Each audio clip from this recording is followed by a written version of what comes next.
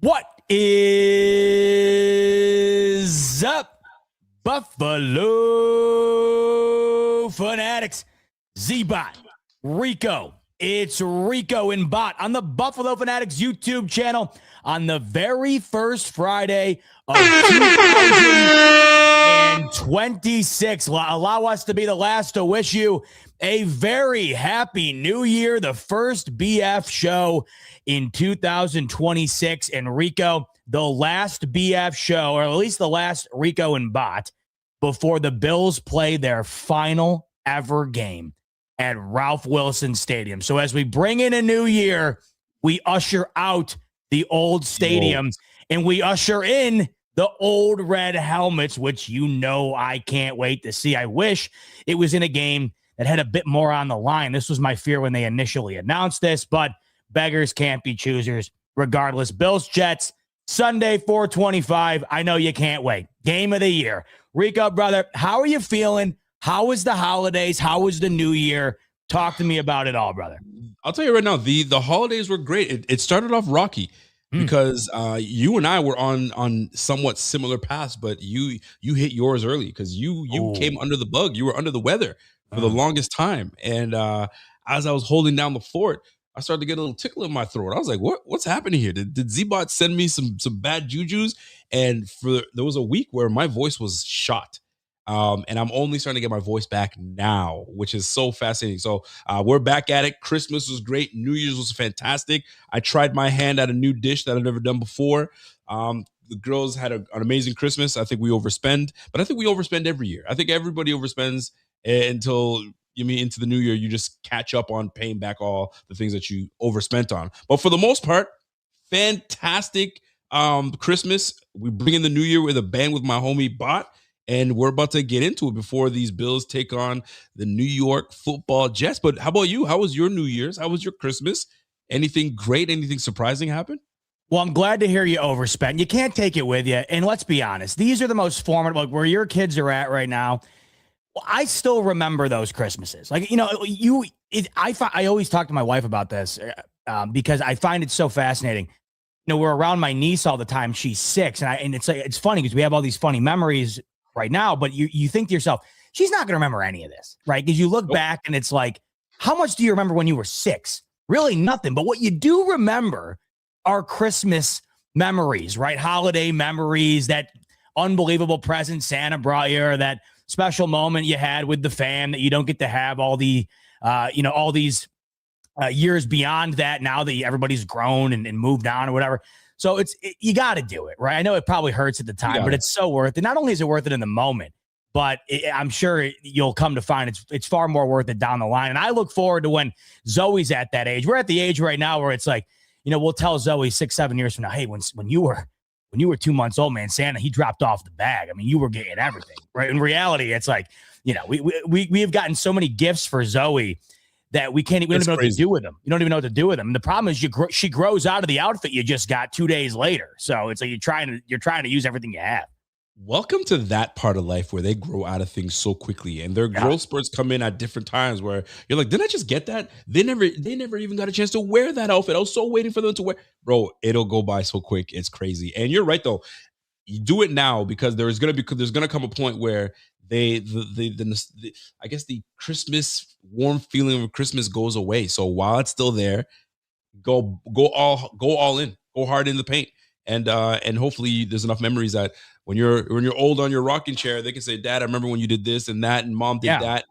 That's what makes it worth it. It's amazing. Now, you mentioned that Christmas warmth. I kind of realized this, I think recently, where they talk about the melancholy of Christmas time. Yes. And it's never that you're actually, obviously it's a time I think where you probably miss those you've lost the most because you get together with your family and that becomes noticeable. But the one thing I think that causes the melancholy that you can't quite explain, it's because I think what it used to feel like when you were a kid. And there's no way you can ever recapture that, no matter what. Like even if Caroline were to buy me a Mercedes, I still wouldn't have the feeling I got of getting whatever, the Spider-Man Lego set when I was 8. Like you just can't recreate that. You know what I mean? It's impossible. But I did get a gift that I know you will appreciate. I got it from my mother-in-law, and she had no idea that this had a correlation to you and I, and it made me smile. I loved it. I have yet to use it until right now. And I'll give you one guess. Your Bing Squad. Bing Squad. Pardon me. Check it out. My mother-in-law got me this football trivia game that just so happened to come with the Bing Squad bell on the top. They're calling me Hector Salamanca down here now, the way I'm going to be popping this thing Welcome off. to the crew. Welcome to the crew, baby. How about it? Right in time for the playoffs. So that was my favorite gift. And I ironically enough, she got it just because it was a football game. And I'm like, no, this is even better because Rico's had the bell forever. I've never even thought to get it. And now I have it. So Bing Squad officially has made its way to the States, no longer locked down up in Canada. I love it. Listen, just never be afraid to use it, man. Anytime you have an opportunity to use that bell, ring that bell, sucker. Bring that sucker up. I love it. I love it. Good for you, boss. Rico, here we are. It's 2026. And of course, when January comes around, that means so does playoff football. And we are a week away from Wildcard weekend. A week from tomorrow, we will be getting set for a full slate of single elimination football. It's going to be incredible. The schedule is already out, by the way. Not, of course, the games, but the schedule in it of itself, right? What the slate will be. So next Saturday, January 10th, Wildcard weekend kicks off at 4:30. Then you have an 8 p.m. game that Saturday. So 2 games on Saturday. Then you have a 1 p.m., a 4:30 p.m., and an 8:15 p.m. on Sunday, the 11th, and a Monday nighter on the 12th to wrap it up. Wildcard weekend, to me, it is the best football weekend of the year. You always are good for at least one upset, I feel like. You're always good to kind of find out that a team that you were questioning going into it might be better or worse than you were questioning.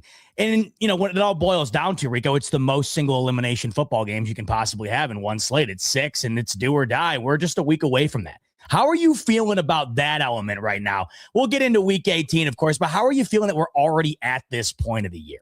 You know what? This is I'm not one naturally in my personal life to ever stress. And I just typically not that person.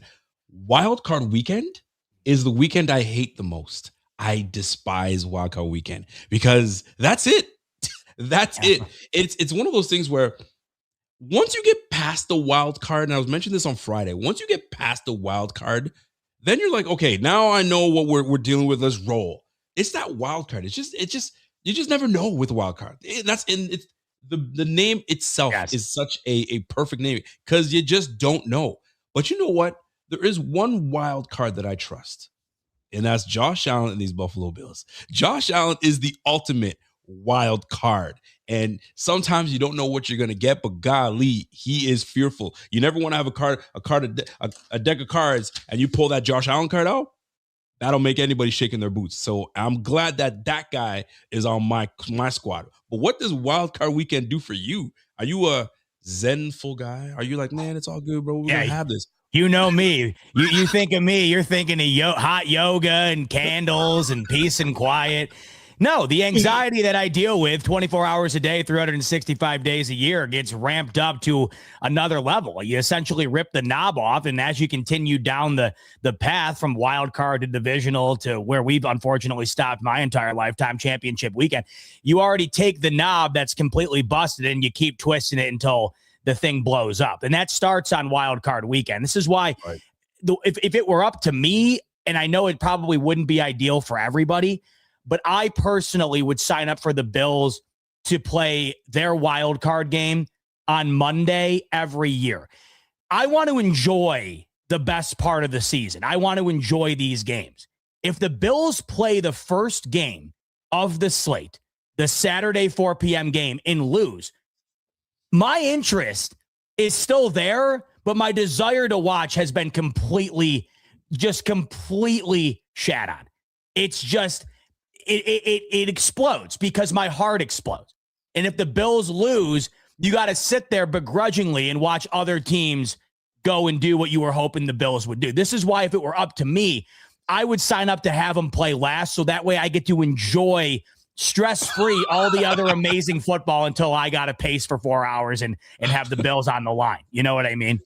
You're absolutely not wrong with that, and you just ignited something in me that just more stress on me, because I'm sitting here thinking we've not been in a position where we had to. I mean, the last time Bills lost in the wild card was against the Texans on Monday night. Even then, I was lost. Like, what do we do now? But at that point, we were on the way up. We were like, okay, this is fun. We're going into the offseason. There's so much we can do. But we're year 8 with Josh Allen, right? So now I'm like, I won't know what to do with myself if the Bills fall in the wild card, which I don't think is going to happen. But my gosh, I don't know what I would do to myself as a content creator. What do? There's the lull that we have to sit here and talk about what went wrong for a whole month, 2 months. Dude, I can't do it. That's why we've got to do it this year. This year's got to be the year that we take it as a wild card on the road and handle business. That's the best. That would be the best present the Bills can give all Bills fans in the last year of the season at Highmark Stadium. Dude, do us that favor. Do us that favor, Josh Allen and the crew, and get us over the hump. But my goodness, Wildcard Weekend, I'm not looking forward to it. I am, but I'm not. Oh man, that's the thing. Like that's the. I think in a nutshell, that is what being a diehard sports fan is.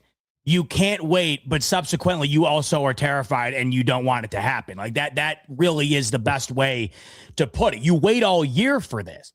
And, you know, I think it's even more so for us. And obviously people, the beautiful people who tune into us every week, is you guys, much like us, are just so dialed in, and you're dialed in for months. And all of that dedication comes down to one moment. It's why, like last year after the Chiefs game comes to an end, right? You're watching old Bot and he's in his feels. Why? It's beyond just the loss. It's the fact that the culmination up to that point, months, and within those months, days, and within those days, just hours and hours of dedicating yourself to the team for it to come to an end. But that, of course, is the beauty in the one team that gets to hoist it at the end. There's only one fan base of the 32 when it's all said and done that gets to have a smile on their face when it is all said and done. But that is the best part of the sport. It's the high stakes. It's why the NFL is king. You go to the NHL playoffs, you go to the MLB playoffs, you go to the NBA playoffs, you can lose 3 straight and still move on to the next round. In the NFL, all you got to do is back in. You can be the Tampa Bay Bucks, who have won one of their last 8 games. They're 1-7 in their last 8. They could beat Carolina on Saturday and get some help from the Saints. And next thing you know, they could be playing in the Super Bowl. That's what makes the NFL crazy. And that's why you look at the Bills situation and you're more nervous than maybe you've ever been, because you do know you have Josh Allen, but you also know that it's anybody's year this year. You cannot definitively call one team right now superior to the rest. You could certainly make your arguments, but every single team this season on both sides of the coin, the AFC and the NFC, they all have their faults. We could sit here and make a legitimate argument for each team to go the distance. We can make a legitimate argument as to why they would falter in round 1. So if we're talking about nerves, this probably is the most nervous you've been in this part of the season as a Bills fan in some time, because you mentioned it. That first playoff game for Josh Allen against the Texans, you're playing with house money here, right? I mean, the only other playoff game I had witnessed in my lifetime came off the hands of Tyler Boyd and the Cincinnati Bengals, who allowed Tyrod Taylor and Buffalo to back into a game against Jacksonville where they didn't score a touchdown, right? So now you have Josh Allen. You know the future's bright. You really should have won that game if not for an incredible Deshaun Watson play and a BS, what the hell did I just see, kickoff return that should have been a touchdown. You know what I'm talking about. Totally. You knew the future was bright. Well, little did we know that the future would be here so rapidly. We're 8 years into that future, and now you're staring at a moment where many people feel that the future is dissipating, and this is the moment that needs to be capitalized on if this window the Bills have been in with Josh Allen wants to find itself with a Super Bowl trophy in the window pane. So I'm as nervous as I've ever been, really, because of all those reasons. And I can't wait for it, though. I'll be honest. As nervous as I am, I can't wait. Well, you do have one more week to wait, because we still have week 18. And week 18 seems to be one that is weighing heavy on a lot of people. But talk to me. Week 18, the last game at Highmark Stadium. We can get into the playoff talk, which we will, but we still have a week to kind of to bask, if you will, to soak it all in. So I'm gonna put you on the spot because you've been to, I would assume, a dozen Bills games. You mean a couple dozen? How many games do you think you've been to in your career as a fan with the Buffalo Bills? I don't know. I should develop an app because I'm a huge Dave Matthews fan, as many people know. I got the hat on actually right now. And there's an app. It's called DMB Hub. And you can track every single show you've ever been to. And it gives you all the songs you heard, all the guest appearances, how long the show was. It's an amazing, amazing app. So I know right down to the show how many Dave Matthews concerts I've been to. I don't know how many Bills games I've been to. It's a great question. At least probably 35 to 40 in my lifetime, if I had to guess, if I had to put a number on it, but I genuinely do not know. You got enough games under your belt, brother. A ton. Yeah. I honestly, I could be lowballing a bit. I don't know. Not all of them have been in the Ralph. I've been to a bunch of other stadiums, which is cool, but nothing beats Ralph Wilson Stadium. And this will be the last time the Buffalo Bills will grace that field until it becomes a parking lot for the new Highmark Stadium. And it is bittersweet. We knew this was coming for some time, and it's finally here.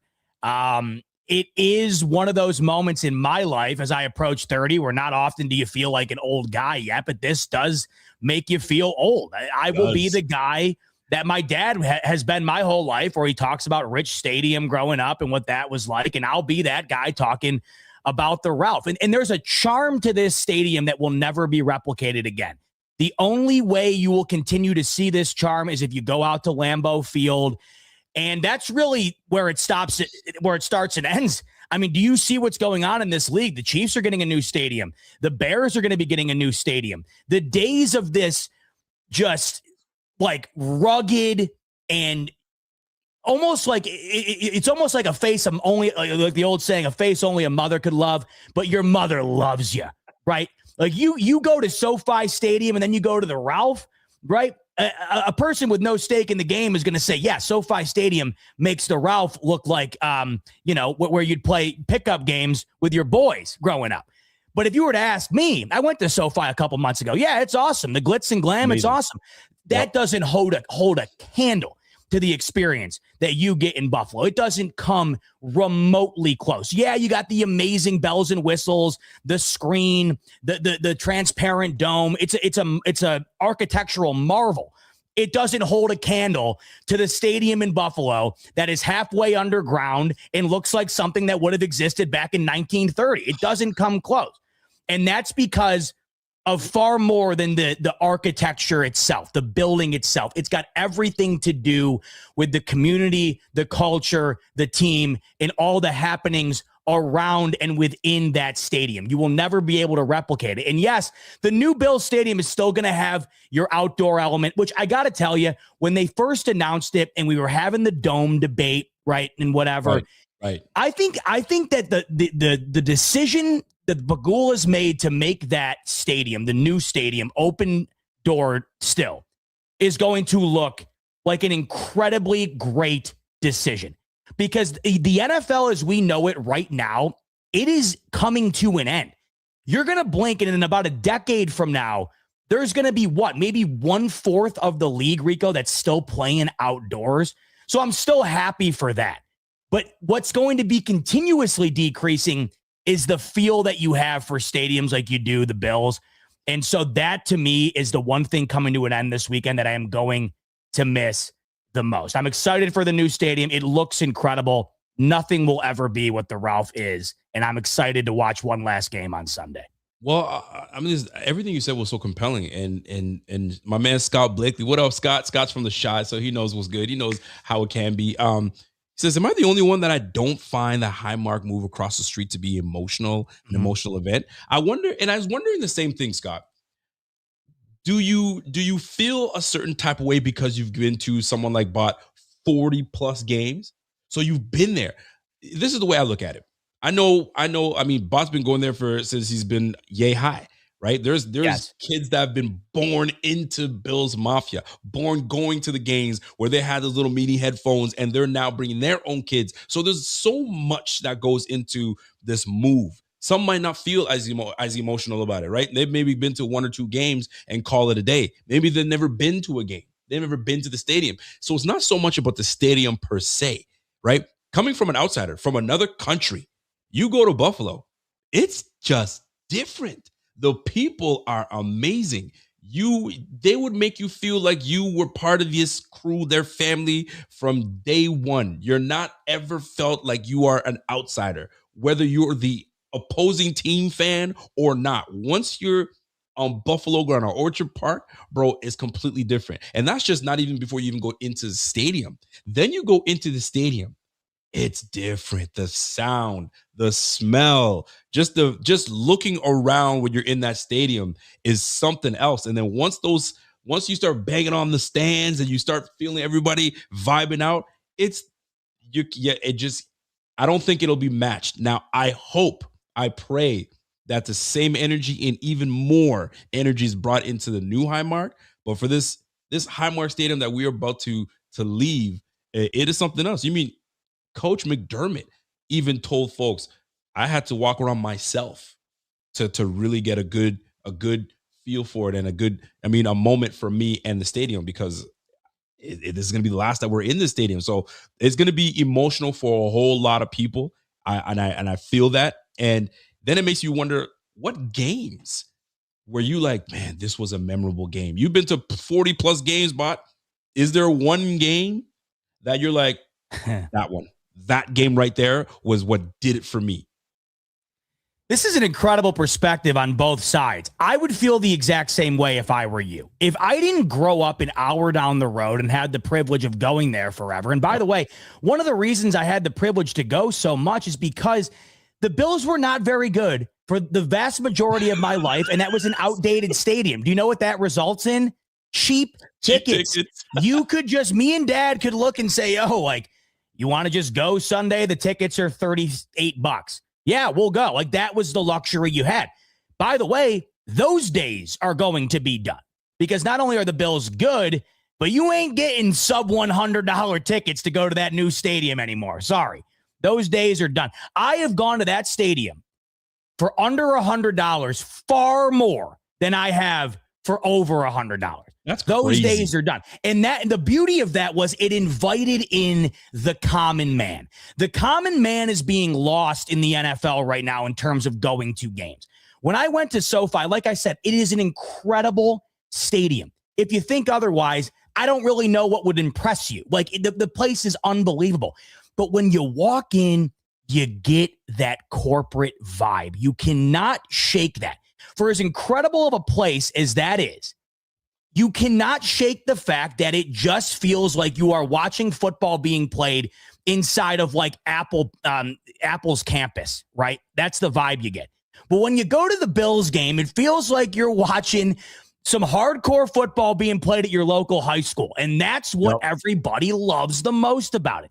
And you got the common man walking in there, having a great time, having a ball. And this is why the fan base is what it is. If forever the tickets to get into there were $500-$600, you wouldn't hear about Bills Mafia the way that you currently do. The reason why the fan base is what it is because it's always been centered around the salt of the earth, the common man. And when I think of like the common man, right? If I'm thinking of a fan base, I'm thinking of the Buffalo Bills, I'm thinking of the Pittsburgh Steelers, the Green Bay Packers, right? That's what you get. And this is what I think we're losing a little bit, not just in Buffalo, but league-wide. And I understand it. The league's in a whole different place now. They're on pace to make more money than most GDPs of other countries around the world. It's unbelievable what the league has become. And it's understandable. You weren't going to be able to play in the Ralph till the end of time. We actually played in that stadium, Rico, probably far longer than I think many people would have anticipated. Because either A, people thought the Bills were going to get shipped out of town at one point, and then B, right. when that became a distant memory because of them being good, and shout out to the Pagulas and Josh Allen. And I know everybody wants to bag on him, but being in McDermott, like there's a reason why we don't talk about that anymore. That era ushered in completely changed everything. right? So that those are done.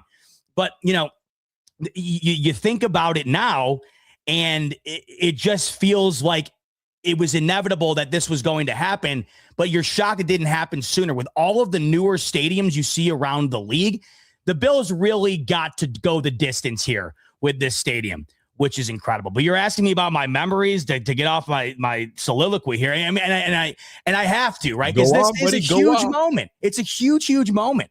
But there's so many amazing memories. Unfortunately, the ones that stand out the most are probably the most heartbreaking moments that I've been in that stadium for. The best moment I've ever been in that stadium for, though, unquestionably was the Bills' wild card victory over the New England Patriots in the snowstorm, the perfect game. It felt like that would have been a good one. It was an unbelievable night for many reasons, but one being it was about as cold of a game as you'll go to. The snow was everywhere, and you know me, that's how I remember. That's how I remember this stadium, and that's just how I think of Bills football. It's those type of games, and then when you add on top of that, the Bills literally scoring a touchdown every single drive against the team that, and the coach, Bill Belichick was still the coach, that tormented me for the worst part of 2 decades. That felt like I was in an alternate reality in the best way possible. And it was me, my dad's brother, who's my godfather, and my cousin. And that was like a 3.5, 4 hour parade in many instances. Now, did it have a lot to do with the fact that it was the Patriots? Absolutely. And it wasn't a great Patriots team. It was a Mac Jones-led team that kind of snuck their way into the playoffs, but it was because of what had transpired all that time prior to that. It felt like the ultimate changing of the guard. So that would be probably the best positive moment I'll remember.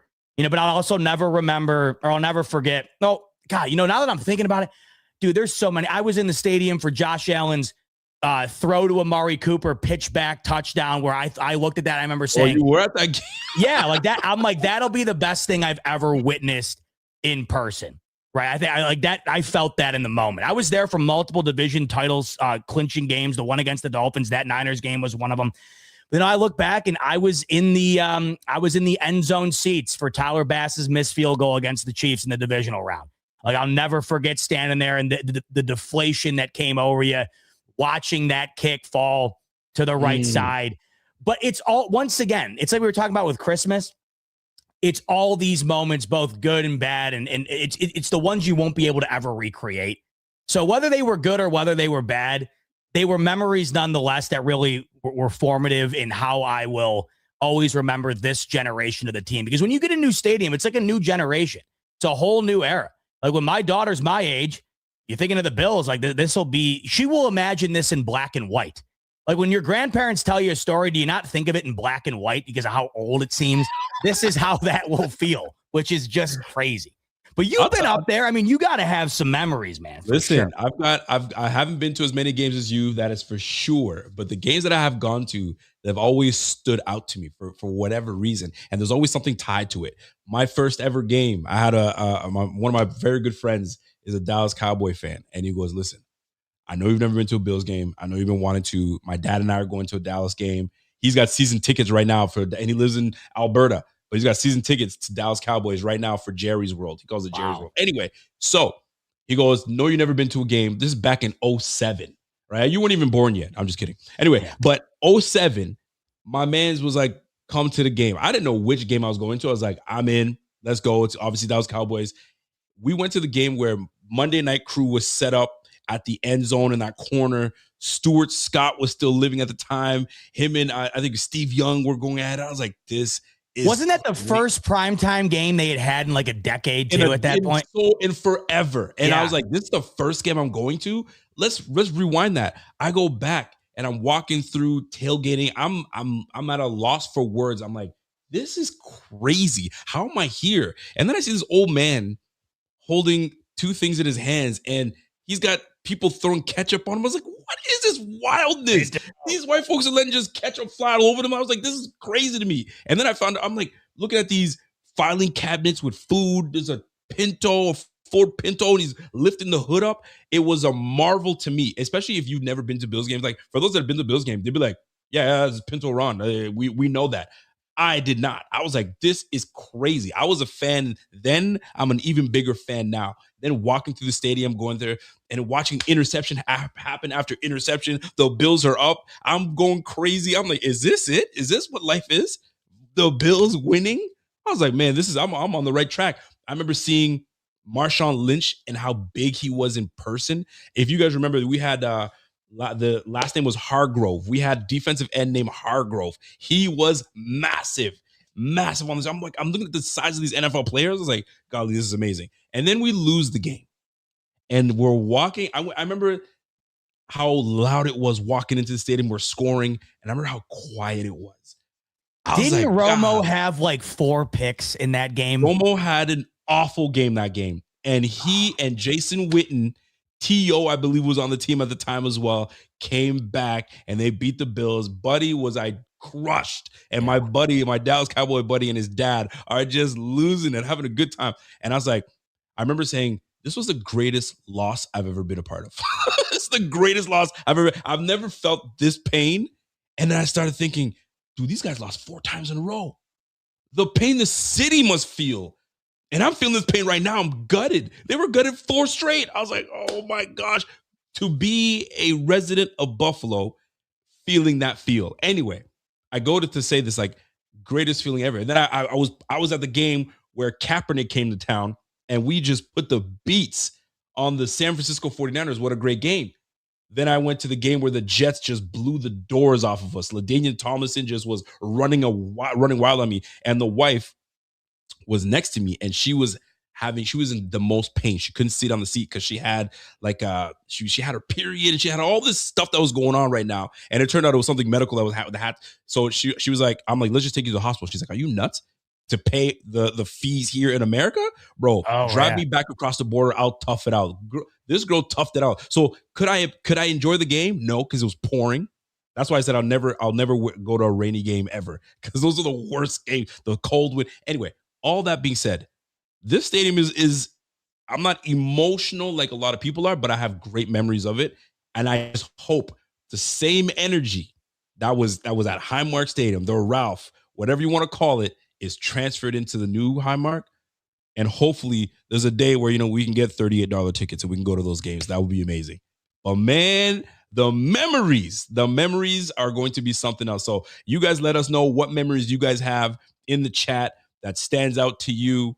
Tailgating, is it a tailgating? I remember seeing for the first time, I saw somebody take a bowling ball and drink out of the bowling ball. I was like, that is the wildest thing I've ever seen.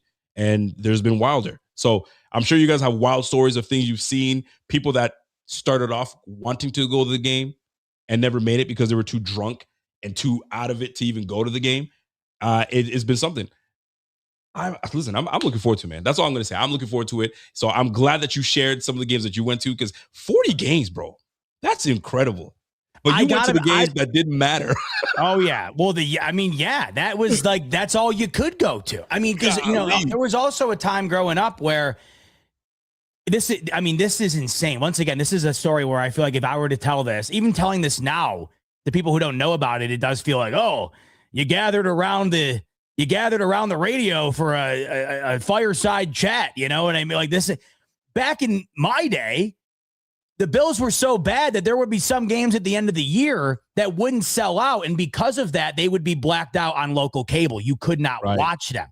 So you'd have to either go to the game just to see it, or you'd have to listen to Murph on WGR just to be able to hear the game, right? So I think, if you were already a fan like yourself, or those who didn't grow up near it like I did, you're obviously a huge fan. And I think you become a whole different being once you go there. I think that people probably feel that.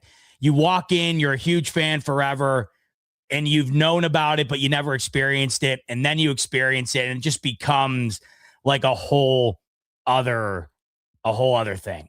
Dude, those are tough days when you couldn't watch the games. You have to listen to it on the radio. Yeah. So catching that game on the radio, that's wild to me, bro. We didn't have Dish growing up, or Sunday Ticket, because there was no reason. I lived in the region. So you got all the Bills games. Like now where I live, I have Sunday ticket now to make sure that if the Bills aren't the local game, because usually it's the Jets or the Giants, that I have it. So we had no reason to have that.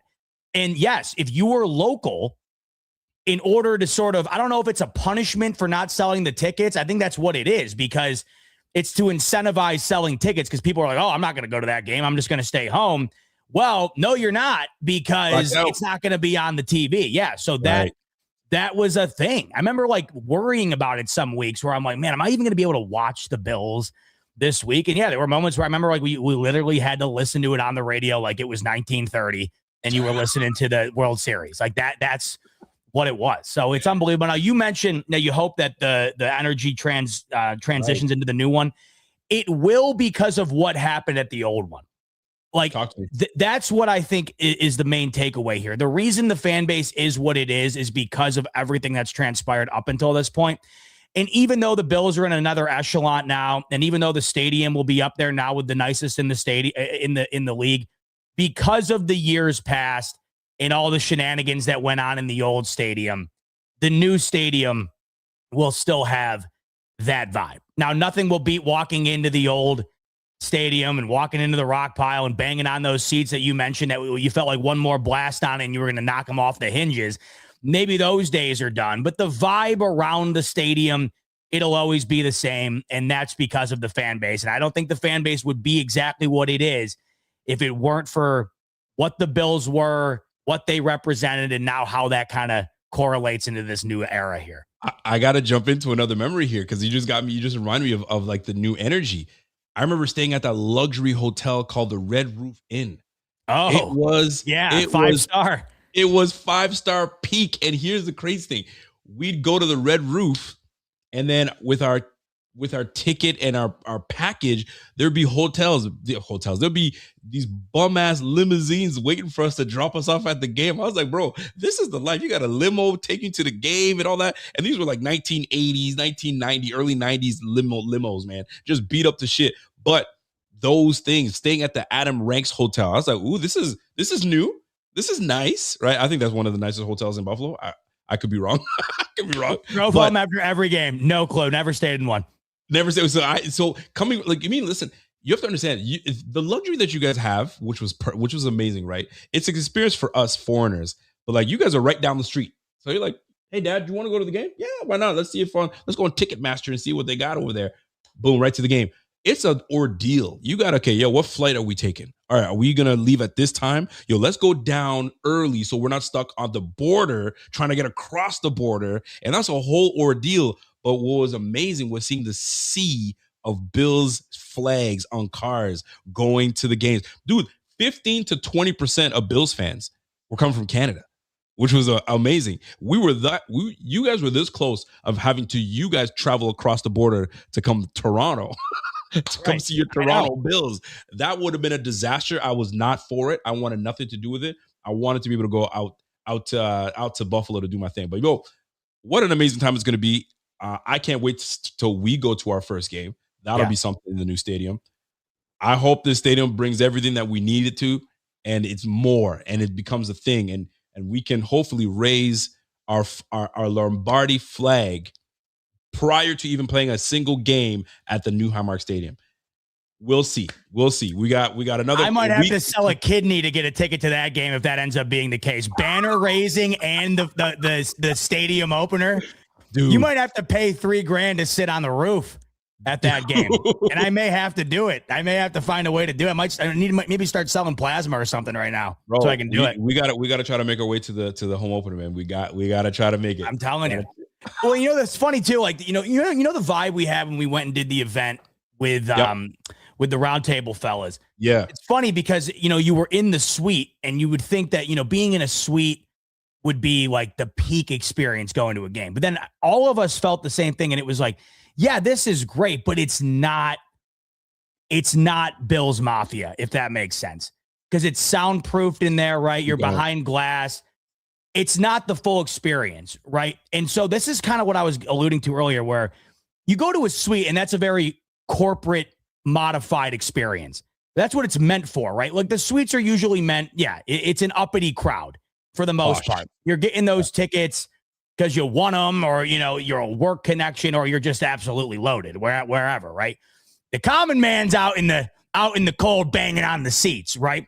So I'm just hoping that, like you mentioned, Cody, I'm hoping that we don't have that corporate-y vibe. And the reason I hold out hope in feeling that we won't is because, like, you're in LA when you're at SoFi, right? Like you're in Vegas when you're at Allegiant. Like, no matter whether this is a new stadium or not, you are in Buffalo. Okay. So I don't think that Buffalo is ever going to lose its identity just because there's a new stadium. It might be nicer, it might be more expensive, but I don't think you can ever take the Buffalo vibe out of a stadium, regardless of what it is. Listen, it's across the street. It's not like they're taking from Orchard Park and bringing it to right downtown Buffalo. It's right in Orchard Park. The vibe's still going to be there, and hopefully we bring new vibes and sexy vibes to the new stadium. So for those that are tuning in, man, do us a favor, smash that like while you guys are tuned in. We were just talking about the new stadium, how we're going into it, what it's going to be like, the old stadium, certain memories that we had at the old stadium, the events that we've been to. It's been surreal, man. So I can totally understand folks that have been to the stadium, never been to the stadium, or players that have come and gone, that have something great to say.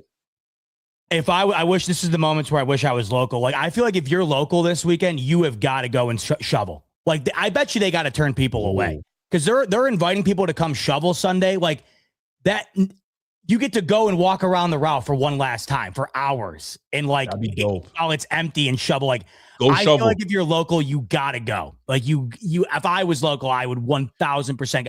I guarantee you, we read a story afterwards, Rico, where they had to turn people away because people want to just go walk around. We got enough. We're turning people away. But you know what? If they were smart about it, bro, let's get this thing done sooner than later. I mean, they're going to try to cost control it as well, because they're paying $20 a head for them to get this thing shoveled out. But look at that. My man Richie Fresh is going. Richie, do me a favor, Richie. When you do go, just give us a pan of the stadium. Let us know how much people are there, right? Go be our insider. Start talking to people, baby. Let's go. Let's get some that's the content we want, Richie. Hey, whoever is going to shovel, go ahead and get some content. Throw it our way. We'll post it on the IG, tag IG on there. And let's get this going, man, because we want to get some stories from you. You might have a story to tell. So go ahead and send it to us, and we'll get that thing cracking, man. What is this? $20 for shovel? Yeah, I think it's $20. But you're not going and doing it for the money this weekend. Like, you're going to do it just to do it. Like, you're going to do it because you can say, hey, the last ever game at that stadium, I went and shoveled it out so the Bills could play. Like, that's a story. Like, that's why, like, if I was there, I would 1,000,000% do it. I can't believe it's coming to a close, though. It probably will be cold. Oh, it's going to be cold. I mean, it's Buffalo and it's January. It's going to be cold. I mean, kudos to you for going to that perfect game, because that perfect game was a cold one. Oh my God. That was a freezing day. It was like 40 or 50 mile an hour winds. That was the thing. Like, it was brutal. And the Bills were playing like they were the Kurt Warner Rams. Like, it was just unbelievable. You would have thought they were playing in a dome the way they were slinging it around. I mean, just the plays they were making. Micah Hyde's interception, that was like all time. Josh Allen throwing the ball away, and Dawson Knox just grabs it out of thin air and gets 2 feet down. He was 1,000% throwing that ball away. Like, they couldn't do any wrong in that game. One last memory, because I actually was invited to go to this game. Okay. Well, not unfortunately. Fortunately, I had my daughter. Unfortunately, I can't leave her to go to the game. But one of my all-time favorite memories last week, this is one of the more recent ones. I mentioned I was at a couple of division title clinching games, one of which was against the Miami Dolphins. If you remember, the Bills were wearing their all reds. I forget what year this was. I think this was, I don't know, a couple of years ago. And if the Bills won, they were going to clinch the East. And it was a really tight game. It was a tight game, came down to the end. Bills clinched it. But when we walked in, me and my dad go to our seat, and I get a tap on my shoulder. And it's this guy and his son. And he's like, hey, he's like, are you Z-Bot from the Buffalo Fanatics? I'm like, yes. And he's like, me and my son watch you each and every week. And that was the most amazing thing ever, right? So we spent the whole game. It was Donnie and his son Harrison. We spent the whole game together, had a ball. It was an unbelievable game.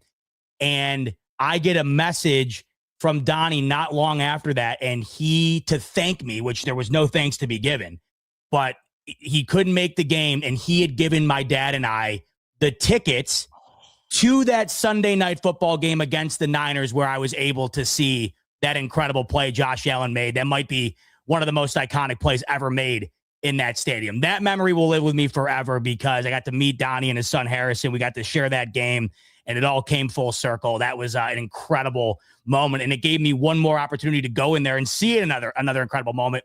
Donnie actually invited me to go with him on Sunday, and I said, Donnie, I said, me and the wife, we had a little too fun, a little too early. You know what I mean? I'm not going to be able to make it, but I couldn't be more appreciative of that. So I hope he ends up going and has a ball. And to everybody who is going, soak it in, man. I know when you and I went, Rico, we walked out a little slow after that Dolphins game. We were walking a little slow. We did. That was the last time we were going to be there. We certainly soaked it in. And I'll tell you this much.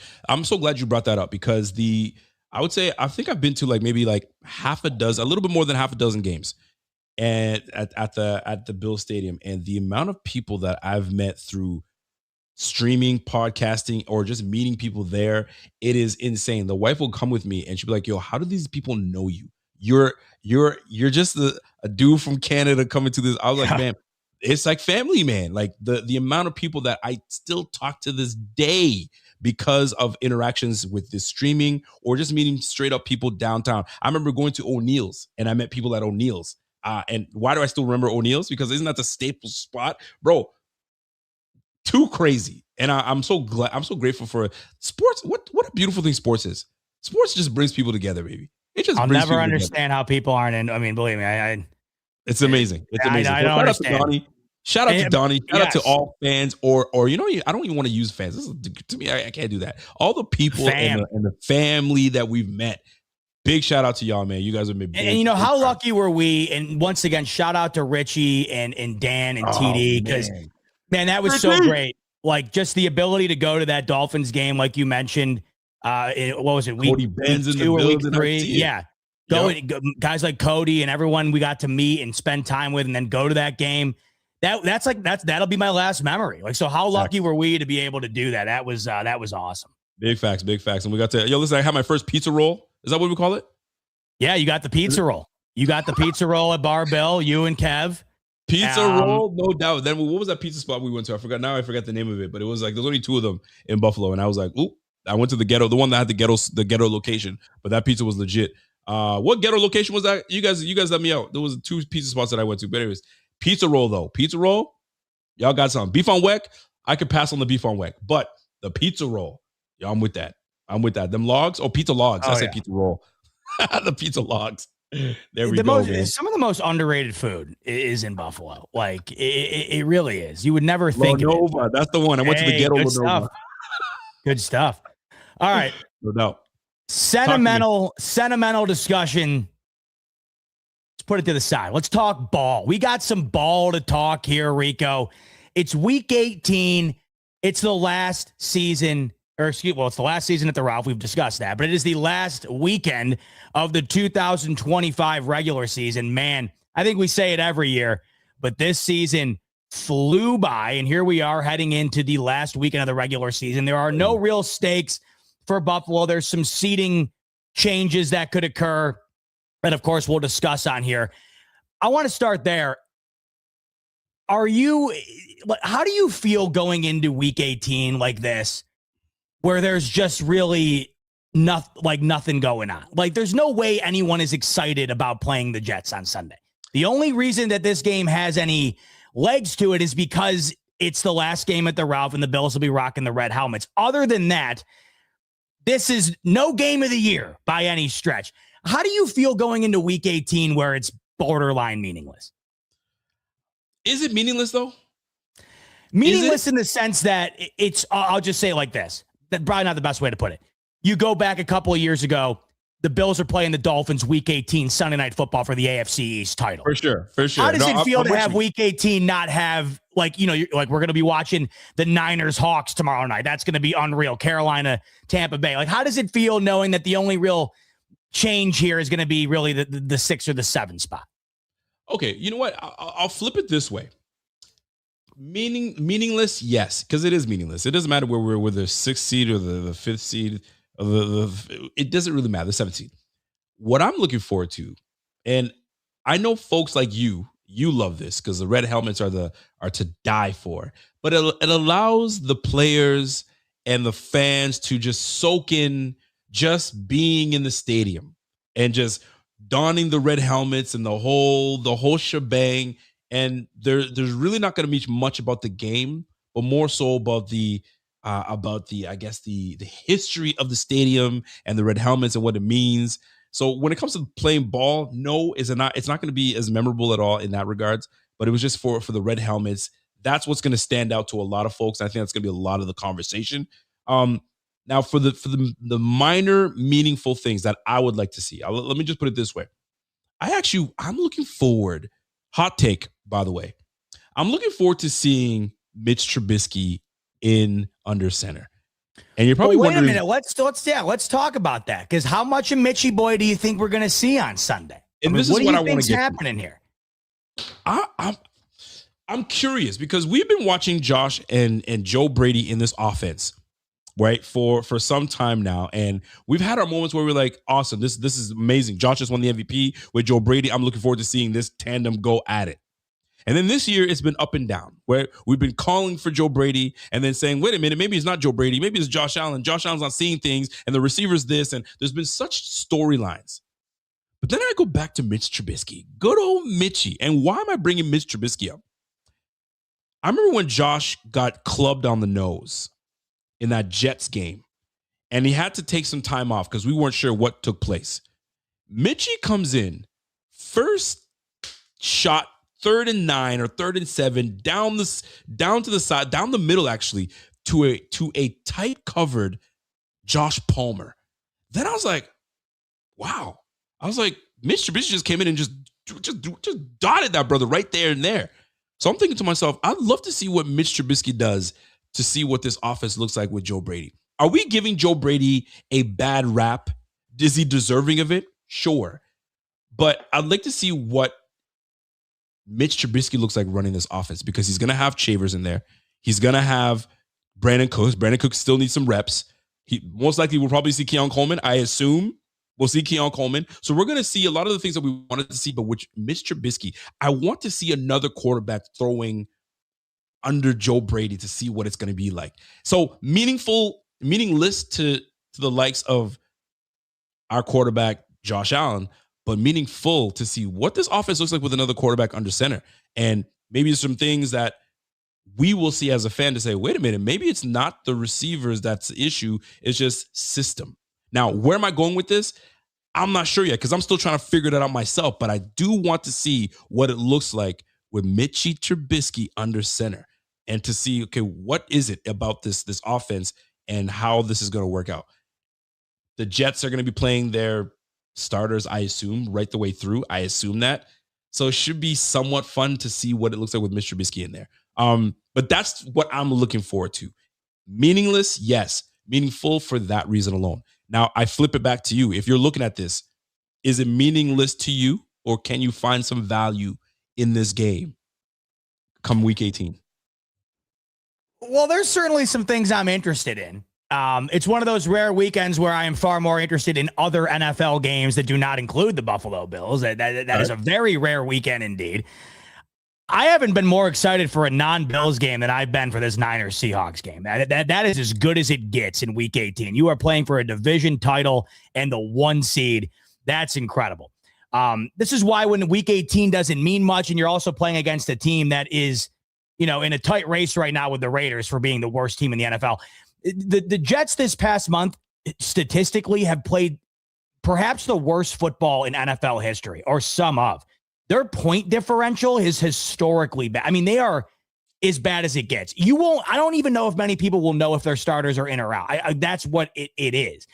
And this is why, if you look at the betting line, I think the Bills are a touchdown favorite, and people don't know what the personnel is going to look like for Buffalo. And I don't think the betting line really cares. I think that many people would probably still take the Bills at home by a touchdown with whoever's playing in there. I mean, Mitch Trubisky led the Bears to the to the playoffs. It's not like you're putting in me and you at quarterback, right? You got a guy in there that could certainly go in and beat the Jets, because I don't think that there's many people in the league right now with a Bills team that wouldn't beat the Jets the way things are currently looking.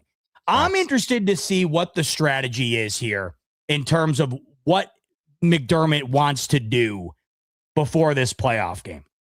Couple of things that interest me. Okay. One is, well, there's actually a couple things here. So Josh Allen has 39 total touchdowns. And we know that 40 touchdown mark is certainly something that means a lot to 17 and this organization and us fans. I mean, Josh Allen continues to put together a streak here that is unprecedented. I mean, Josh Allen is the only quarterback in the NFL to have strung together 5 consecutive 40 touchdown seasons. And I think that the nearest to that, I don't even think it's 3 or 4, right? I mean, it's a substantial gap in which Josh Allen is built here in doing what he's done. And he's 1 touchdown shy, which is crazy. It's not like he's 4 or 5 where you're like, whatever. It's the Jets week 18. It's not going to happen. He's 1 shy. Got a feeling they're going to want him to get that. James Cook currently has 47 more rushing yards than Jonathan Taylor for the rushing title. That is an historic accomplishment. I mean, the rushing title is one of the more respectable things you can earn as a player in the NFL, right? Like that is a title that is tough to earn, especially when you have an MVP quarterback, right? Like nobody thought that the Bills were going to have a rushing title contender over the last decade. The Bills didn't even have a run game in the beginning of Josh Allen's career. They hadn't had a 1,000-yard rusher since LaShawn McCoy, and here's James Cook doing it routinely now. And not only that, but now he's got a substantial chance to win the rushing title and put together really one of the best running back seasons a Buffalo Bill has ever had. If you compare James Cook's stats to Thurman Thomas's MVP season, they're comparable. It's unbelievable, the season that James Cook has had. So what's the play? Are they going to want, because the Colts are going to play their starters, and they're playing the Jags. Jonathan Taylor is going to get the ball a ton because they're playing Riley Leonard, a rookie quarterback. Jonathan Taylor is going to get a ton of touches. What's the goal there? James Cook already said it means something to him, and I'm with you. Like you spent the whole year building up to get an accomplishment that is a very tough one to achieve, and you might not have the opportunity to do it again. So what is the strategy? How many touches is James Cook going to get, and when does he come out? Is Josh Allen going to remain in the game until he gets a touchdown? Or is he going to just take a snap, hand the ball off, and come off like he did last year to maintain his longest active streak in the NFL? What's the move going to be there? Josh Allen's foot is a problem. It was banged up going into the Eagles game. It was further aggravated during that Eagles game. Runs to the locker room afterwards yet again to get another x-ray. You can tell when watching Josh Allen move, the foot is bothering him. You cannot risk further aggravation throughout an extended period in this football game. You just cannot do it. So how long is he going to play? Is it going to be a series, a quarter, a half? I'll be honest. I think more than a quarter might be like, I don't know if I agree with it.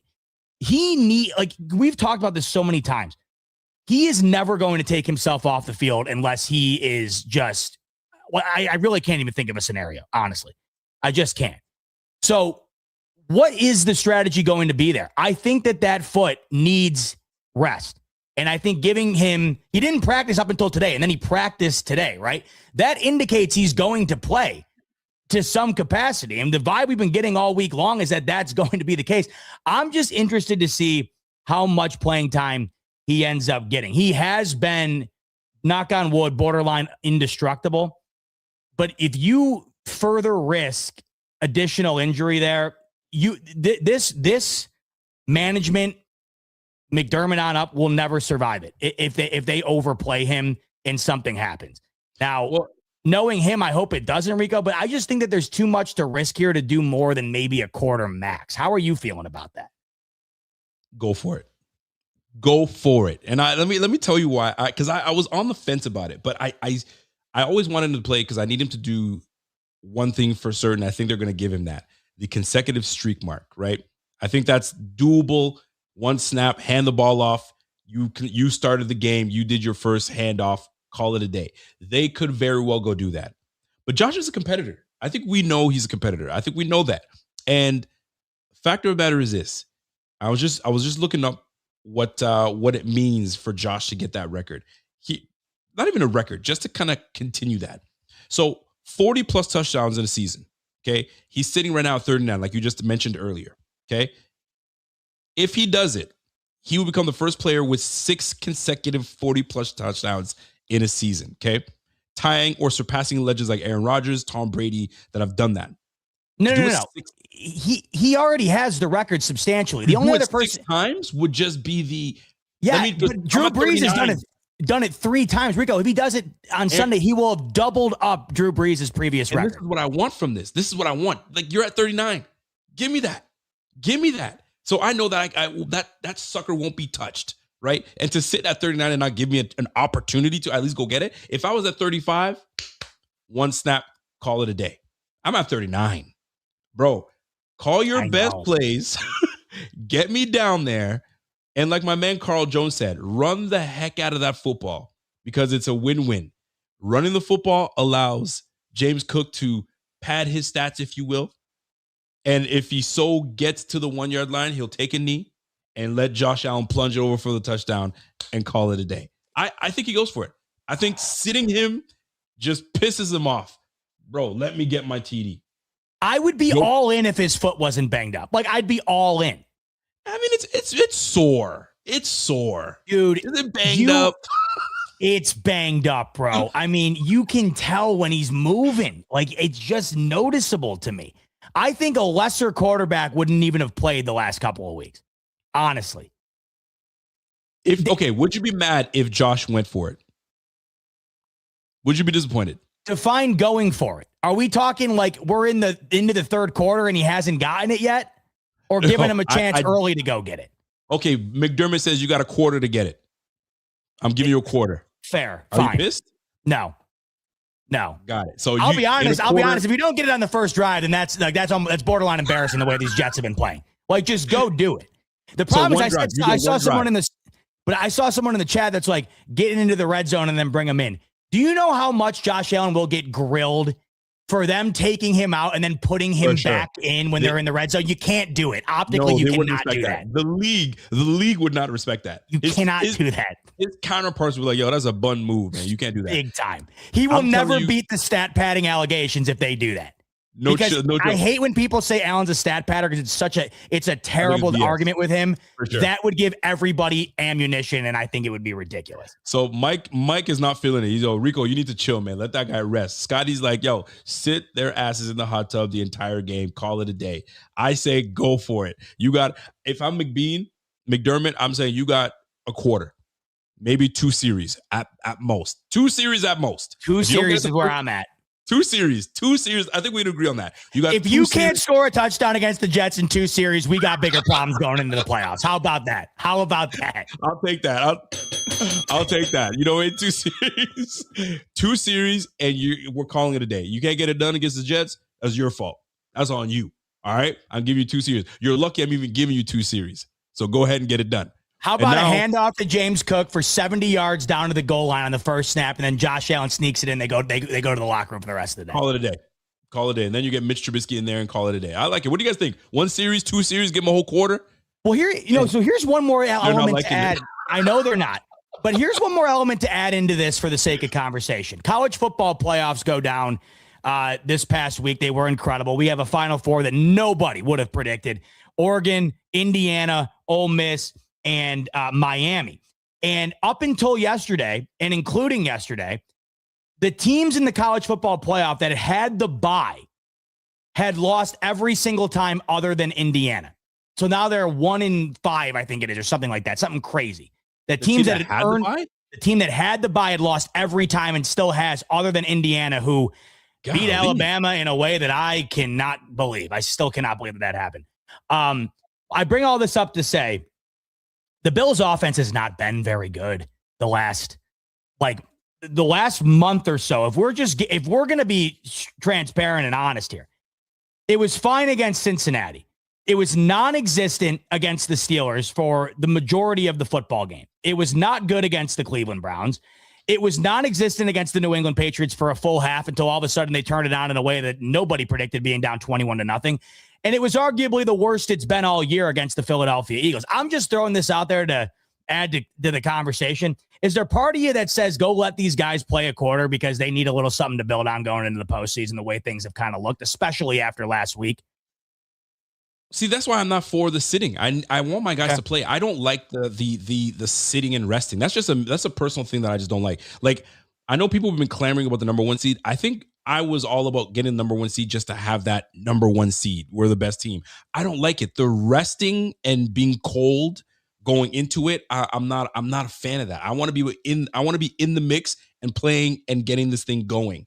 So I understand the resting Josh Allen, the rest of these players, but I also wanted to, like, bro, we haven't looked good. I mean, like you just said, you just alluded to that. The last 2 games we played, 23-20 against the Browns, and we just got through that game. Then you put up 12 points against the Eagles. Dude, we need something to go up on a high, right? So that's why I was interested to see, okay, if Josh sits, I still want to see Mitch Trubisky do well in this offense. And is the offense truly an issue? Or is it just a matter of who's running this offense and how it's going to look? If it looks like it's rolling and Mitch is dialing, okay, I have no issues. We're going to go into this thing and we're going to be there. We just need to give Josh rest. But if it looks terrible with Mitch Trubisky and we're not able to see something, then it gives me cause to worry. But I want to see my guys. This sitting business, I'm not for it. But I think we concluded on 2 series, get Josh out of there, and go from there. But here's the deal. Josh out. Do you also take James Cook out as well? James, you got to. This offense is out. I guess I want to ask, who are you taking out? All of them. All of them. You need your linemen. Dude, they're a James Cook tweaked ankle away from being a first-round exit, and I am not exaggerating. This team loses when he has been as impactful and important to this offense as Josh Allen has been all year, and it's not even debatable. When he does not get 100-plus all-purpose yards, they lose. When he cannot run the football, they lose. And he is one wrong pivot away. I mean, I watched players. I mean, Indiana, back to the college football playoff, one of their best players got injured celebrating the Big Ten championship and couldn't even play in the quarterfinal yesterday. We've seen far freakier injuries than that of just going out there and playing actual football, right? The title's on the line, and I get that, like, the rushing title, I think, is significant. You got to give him a chance. But you cannot give James Cook 20 carries in this game. You got to give him, like, 8 carries. I agree. Yes. 10, 12 carries, maybe? What time do the Colts play? Do the Colts play at 1 or 4? Hold on. You have a look. So while you have a look, okay, wait a minute. No, this is important. The Colts play at 1. James Cook will know exactly where he stands for the rushing title going into this game. Oh, that makes it even better. I'll tell you this. If Jonathan Taylor, because James Cook has a 47-yard lead right now, you're basically watching the Colts game hoping Jonathan Taylor has a stinker. Because if he doesn't do anything, then you don't even need to play James Cook at all. Who are they facing? The team the Buffalo Bills could potentially be facing in the playoffs. The Houston Texans defense. Texans. So I got a feeling, by the way, Rico, rookie quarterback for Indy, that defense knows what Indy wants to do. It could be a rough day for Jonathan Taylor. This is actually an important thing we're talking about here for Cook. You might be onto something. But the Texans, I just saw who just dotted up. Rico, I think his internet just went away. I don't know what happened there. Maybe they got a brutal storm up there in Nova Scotia. Oh, he's back. I bounced myself out. Who do we just see the Texans just run amok? Chargers. Was it the Chargers? There was on Christmas. Running. Yeah. Oh, so that ran on him? Oh, yes. Recently. Oh, I don't know.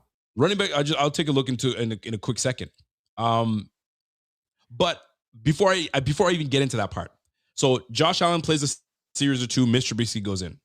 James Cook, depending on what Taylor does, you'll sit him, or he may not even have to play a whole lot. maybe get like 30 yards rushing, and that's call it a day. Okay. Khalil Shakir, sit or let him play for a little bit? I don't think there's any reason to have Shakir in there. Okay, so he sits, and then I guess the slot receiver will take his spot. Tyrell, who would you put? Keon in the slot? This is what I want to try to. So Khalil sits, Brandon Cooks plays. You want him to get some reps, correct? No, Cooks was banged up. I probably wouldn't even give him any reps. Okay, so Cooks sits, Khalil sits, Josh Palmer. You continue to let him play and trying to get some reps in. God, everybody's been banged up. I don't. Because then you have Keon. You 100% play. I think you pepper Shavers in this game. I'd love to see Trubisky throw 10 balls to Tyrell Shavers. I bet. So Tyrell Shavers is going to get some playing time. So Khalil sits, Palmer sits, Shavers in, Keon in, Gabe Davis in. That might be. Oh, that's a rough lineup. But anyway. So obviously Kincaid will sit. Dawson will probably get limited reps. It'll be the Jackson Haas, Kaleki Letu game. Then you're looking at Reggie Gilliam. He'll be playing special teams. He'll be in there. He's a little banged up right now as we speak. Then you got Deion Dawkins. He'll probably most likely sit for a bit. Ryan Vandermark will go left. Cedric Van Prager will go in for David Edwards potentially. Alec Anderson goes to center. So you can't just replace everybody. You need some kind of talent on the field to at least make this offense look good. Are we not trying to tweak things to make it look good? Or are we just trying to get out of this game and who cares? Are we still trying to win this thing, aren't we? Well, hold on. We'll talk about that in a second because I don't think it'd be the worst thing in the world if the Bills lost this football game. All right, well, let's talk about it. So we got McGovern, Osiris Torrance will probably sit. We'll probably get whoever in there. There's going to be Chase Lunkenny, even Tylen Grable maybe. He'll probably be activated, so we'll get to see the second-year player in there. So we'll see. So we can move some things around when it comes to the O-line. We'll shuffle some things. Defensively, I don't even know where to begin. I don't either. Man, oh man. Anyway, we'll get to that part. The key things that we want to restore and refresh will be obviously your quarterback, your running back, key parts of your receiving core. O-line, you don't want to bang them up too much. And then we'll go from there. By the way, did you know the Jets have no interceptions this year? I know. Mitch cannot. I think they would be the first team ever, like literally ever, to go a full season without an interception. Unbelievable. So Mitch cannot give that to them. Cannot give that to them. So how I see this then, I say you take a look at what Jonathan Taylor does against the Texans. Touché. You allow James Cook to get whatever necessary in order to lock in the title. So he's 47 yards ahead. So that means if Jonathan Taylor has like 80 yards, James Cook can go out there and get 40 yards, I think. Like, I think you might allow him to do that. We just can't. We don't want him to press. Don't press it. I mean, no. If you have to go out of bounds, go out of bounds. Don't try to get that extra yard. Right? Just go out of bounds. Call it a day. And I know people are commenting saying like, well, do you really care about their accolades? I personally really don't, but I'm trying to look at this from the realistic perspective. They're like, it's fair for them to care about this. Yeah, and there's money tied to this. You see all these incentives. If I get a Pro Bowl, if I get a this, or if I go over 1,700 yards, or if I get the rushing title, that's a cool $2 million bonus. Who knows? So there's money on the line. There's nothing worse than a coach knowing that you need it. Like, who was it the other day? It was Bijan Robinson. I had 195 yards. He needed to get over 200 yards to set something, and they sat him. Adrian Peterson, the retired running back, chimed in, was like, dude, you got to give him another carry to do that. There are those things that people pay attention to and get. There's a PR team that tells you, by the way, you're 47 yards away from doing it. They tell the coach. Coach knows. So they gotta make it work, man. Scott Blakely's doing the math for us right now. Cook's at 1606. Taylor's at 1559.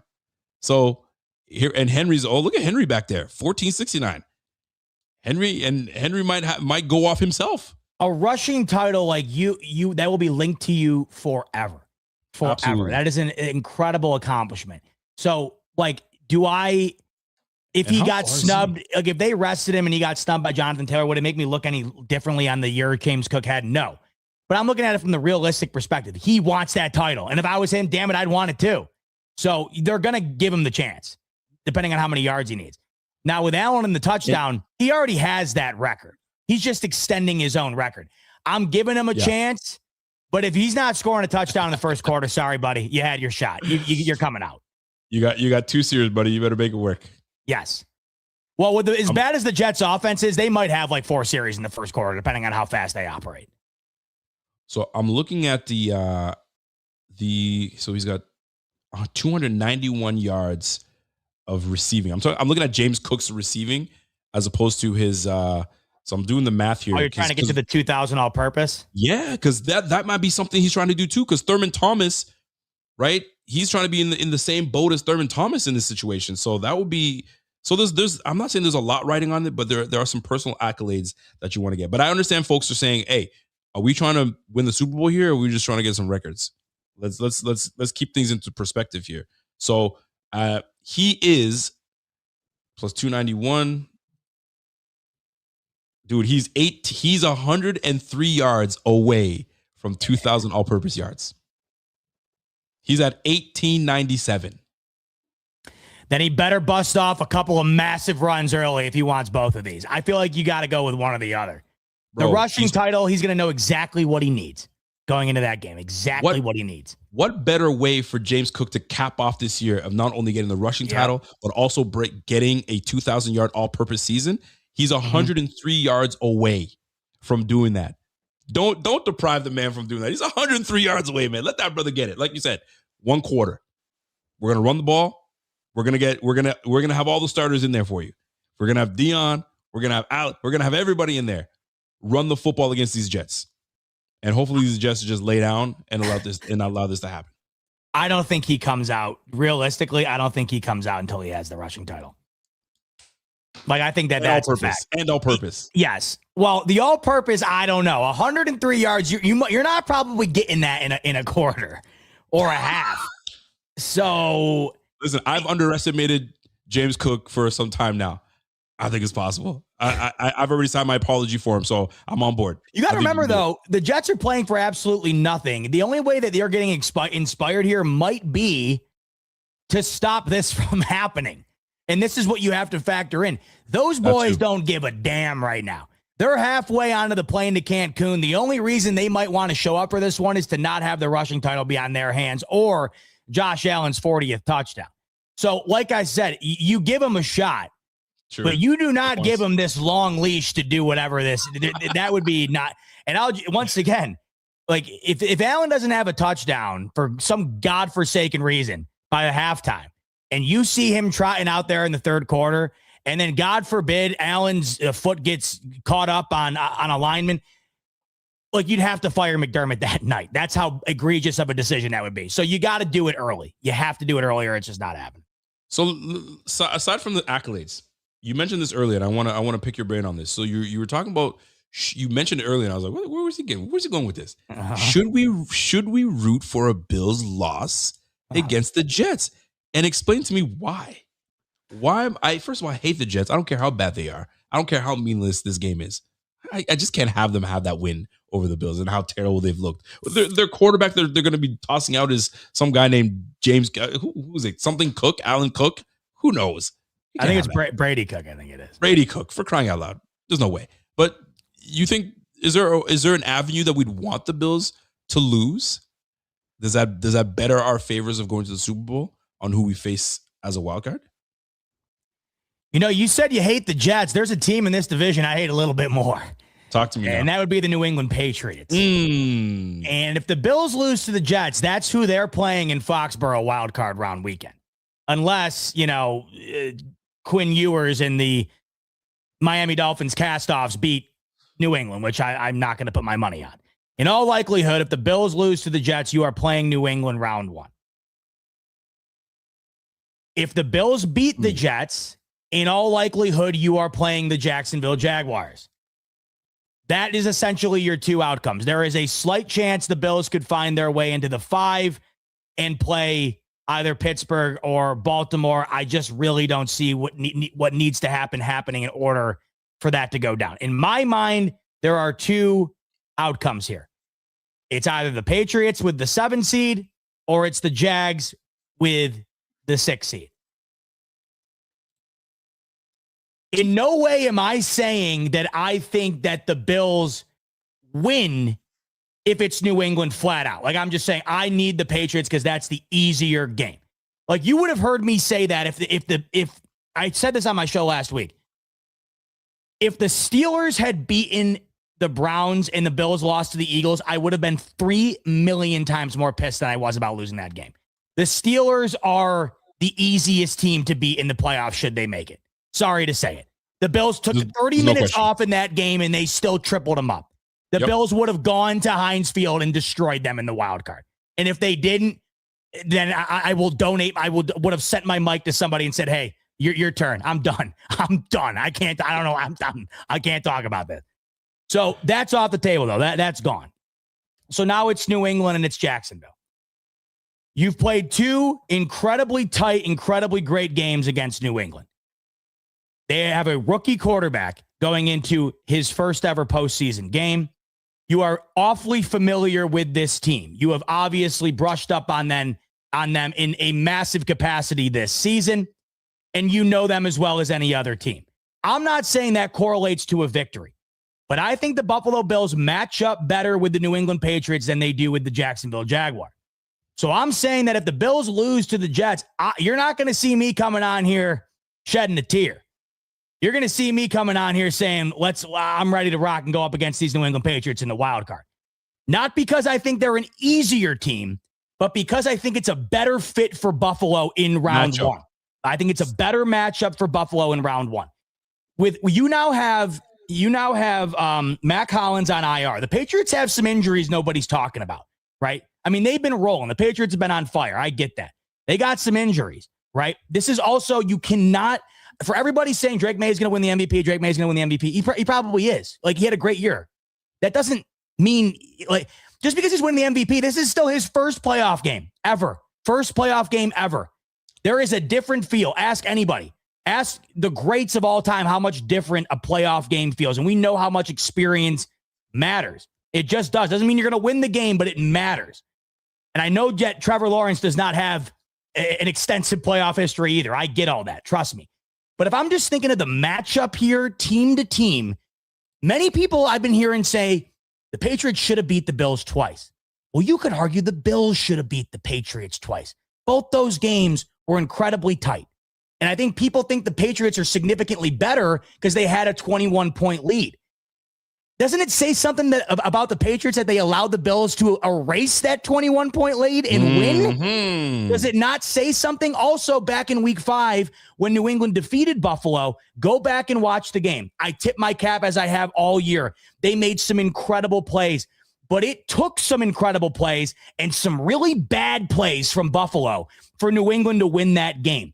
These two teams match up well. I guarantee that game would come down to the fourth quarter, and I would likely guarantee that game to be a one-score game.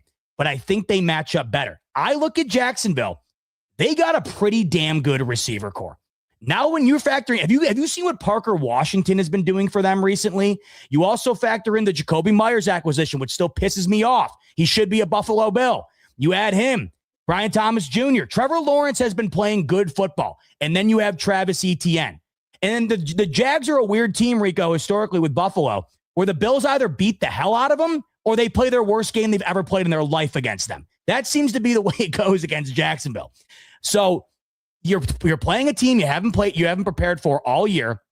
That, Rico, if they beat Tennessee on Sunday, Jacksonville will be on an 8-game win streak and winners of 9 of their last 10. I know New England's on their streak of their own that the Bills snapped. But I'm going to swing this to you. Do you think that there's something to say about the familiarity with the Patriots that may lead to a better matchup for Buffalo than having to take on Jacksonville? No, there is no question. If you're a fan of football and you've watched the league and you've seen the trends, the AFC North is always one of those situations that's going to put you in a situation where you're like, dude, if I'm going to face anybody, I'm going to face a dysfunctional Ravens team or a inconsistent with an old man leading the way in Aaron Rodgers' Steelers team. We've just played the Steelers. You saw how that went down. Give me the Steelers every day of the week. We just match up well against them. The Jaguars are on a heater right now. And it's not like who have the Jaguars played? They played some tough opponents this year. So give them their flowers on what they've done. They've got a great quarterback. I've never been a big fan of Trevor Lawrence, but he's got a head coach that is calling the right plays and got these guys in the right situation. You can't hate on the Jacksonville Jaguars. They're doing good things. So would you want to see the Bills face the Jaguars? Especially because the Bills historically the last 2 matchups haven't been the greatest against the Jaguars. For whatever reason, it just was not fantastic. So if you're gonna, if I don't use the word tank, do you say tank or give this game up? Or the Bills' worst outing could still beat the Jets. Like, that's the thing. I feel like you got to go out of your way to lose to the Jets Sunday. So this might not even really matter. I'm just talking about the hypotheticals of both situations. I'm not telling the Bills to go out there and take a knee, but I'd be interested if you gave McDermott truth serum, Rico. Who would he rather play? I would be very, very interested to see what that answer would be. And there's part of me that does think it would be New England. Now, when you look at the Jaguars, do the Jaguars? Let's be for real. Do they scare you? A little bit, yes. Then again, you can fill in the blank with anybody right now, and I would probably say yes because it is January. I'm scared all the time. And this is my thing now. Because you have more access to, actually, I have a few guys that I can reach out to. If you were to reach out to any of the content creators out there, Jaguars content creators, Chargers content creators, Pats, you name it. I've said this before, but I'll reiterate again. I think they're just as shook to face the Bills as we are kind of not wanting to face the Jaguars. Go ask the Jaguars, bro, if y'all face the Bills, are you ready to face the Bills? They might be thinking, they might take a deep breath and go, oh, you know what? I mean, yeah, we're ready for it. I think we got it.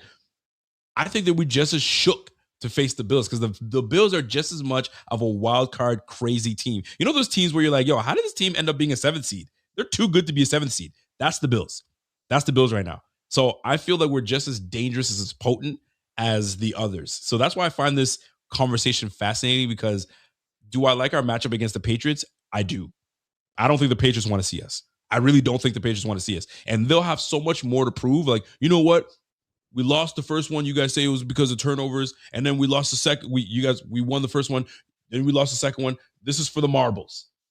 And if I was going to choose between the experienced quarterback and the young quarterback and a team that's kind of like, to me, in my opinion, okay, I would invite the Patriots. Jaguars, on the other hand, I ain't shook of the Jaguars, but the last 2 matchups we've had against them, we just haven't played well against these two. So it's a tricky, slippery slope. I'd like to know what the chat thinks about this. Is there one team that you want to avoid? Is there a team that you're trying to like, yo, give me this team, I'm ready to take them on? The way it's looking like this is we win, we'll probably remain in the 6th seed, but the Patriots are still vying for the number 1 seed. The Denver Broncos have to lose. Yeah, the Broncos are 14-point favorites. Justin Herbert isn't playing. They're not losing that game. So that's why I don't even consider it. Yeah.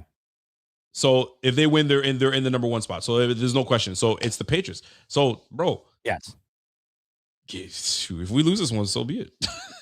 I'm with you. So be it. Yeah. And dude, there's really part of me that's it's like pick your poison. This is where I seriously don't think, I think both games are incredibly tough for Buffalo. But you said something. There isn't a single fan base that is openly admitting, man, bring me Josh Allen in round 1. Hell no. Give me a polygraph test. Give me a polygraph test if you're saying that. You're lying. You're lying. You might be saying that to sound like you puffing your chest out. Yeah, we got the team this year. I've seen some Patriots fans doing that. You're out of your mind. Win or lose, to openly invite Josh Allen in as a 7 seed, 6 seed, you're insane. Why would anybody want to do that? Even this year with the Chiefs having a down year, if they snuck into the playoffs and the Bills were the 2 seed and the Chiefs were the 7 seed, do you think any of us would be sitting around saying, bring me Mahomes wildcard weekend? No, we'd be sitting here saying, you got to be kidding me. The one time the Bills get the home playoff game in the first round, it's the Chiefs. The one time where they got them where they're going to be set up in this path, it's the Chiefs. Are you kidding me? Listen, no truthful fan is sitting around saying, bring me Buffalo round 1. But with that said, Rico, this is the best way to describe how open it is this year. I think every single fan base, once they lose in the playoffs this year, every single fan base, regardless if you are a Ravens fan or if you're a Broncos fan, from 1 all the way down, doesn't matter where you're at.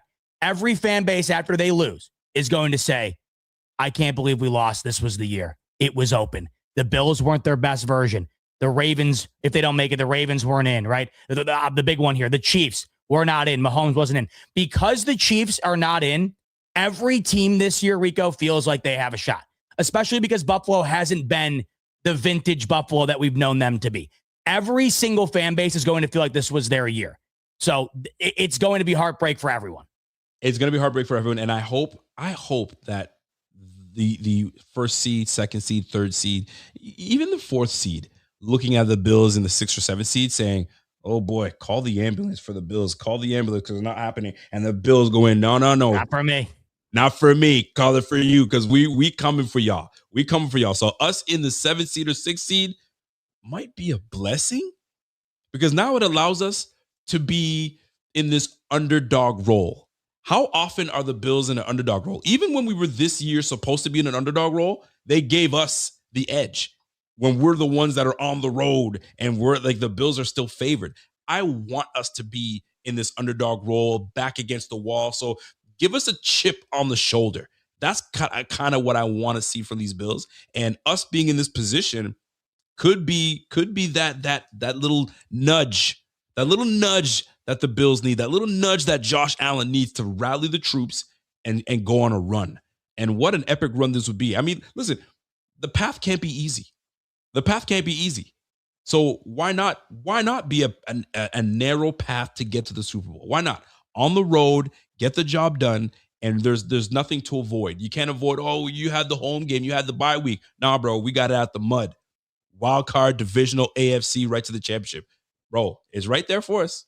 It's right there for us. So what we decide to do in this game, jokes aside with all these stats and stuff like that, just make sure that we're prepared, ready to go, and get after it. But I'll tell you right now, if they're sleeping on these Bills, which I highly doubt they are, I just hope one team puts out a little bit of bulletin board material and allow these boys to feast on it. Because you know what that does to people. A little bulletin board comes out there.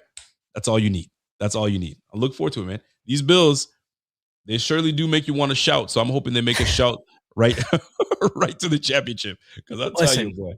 Reality of the situation is Bills haven't won a road playoff game since 1993. I mean, my dad didn't even give me a thought yet. That's 4 years before your boy Bot even graces the earth. Okay, it's been that long.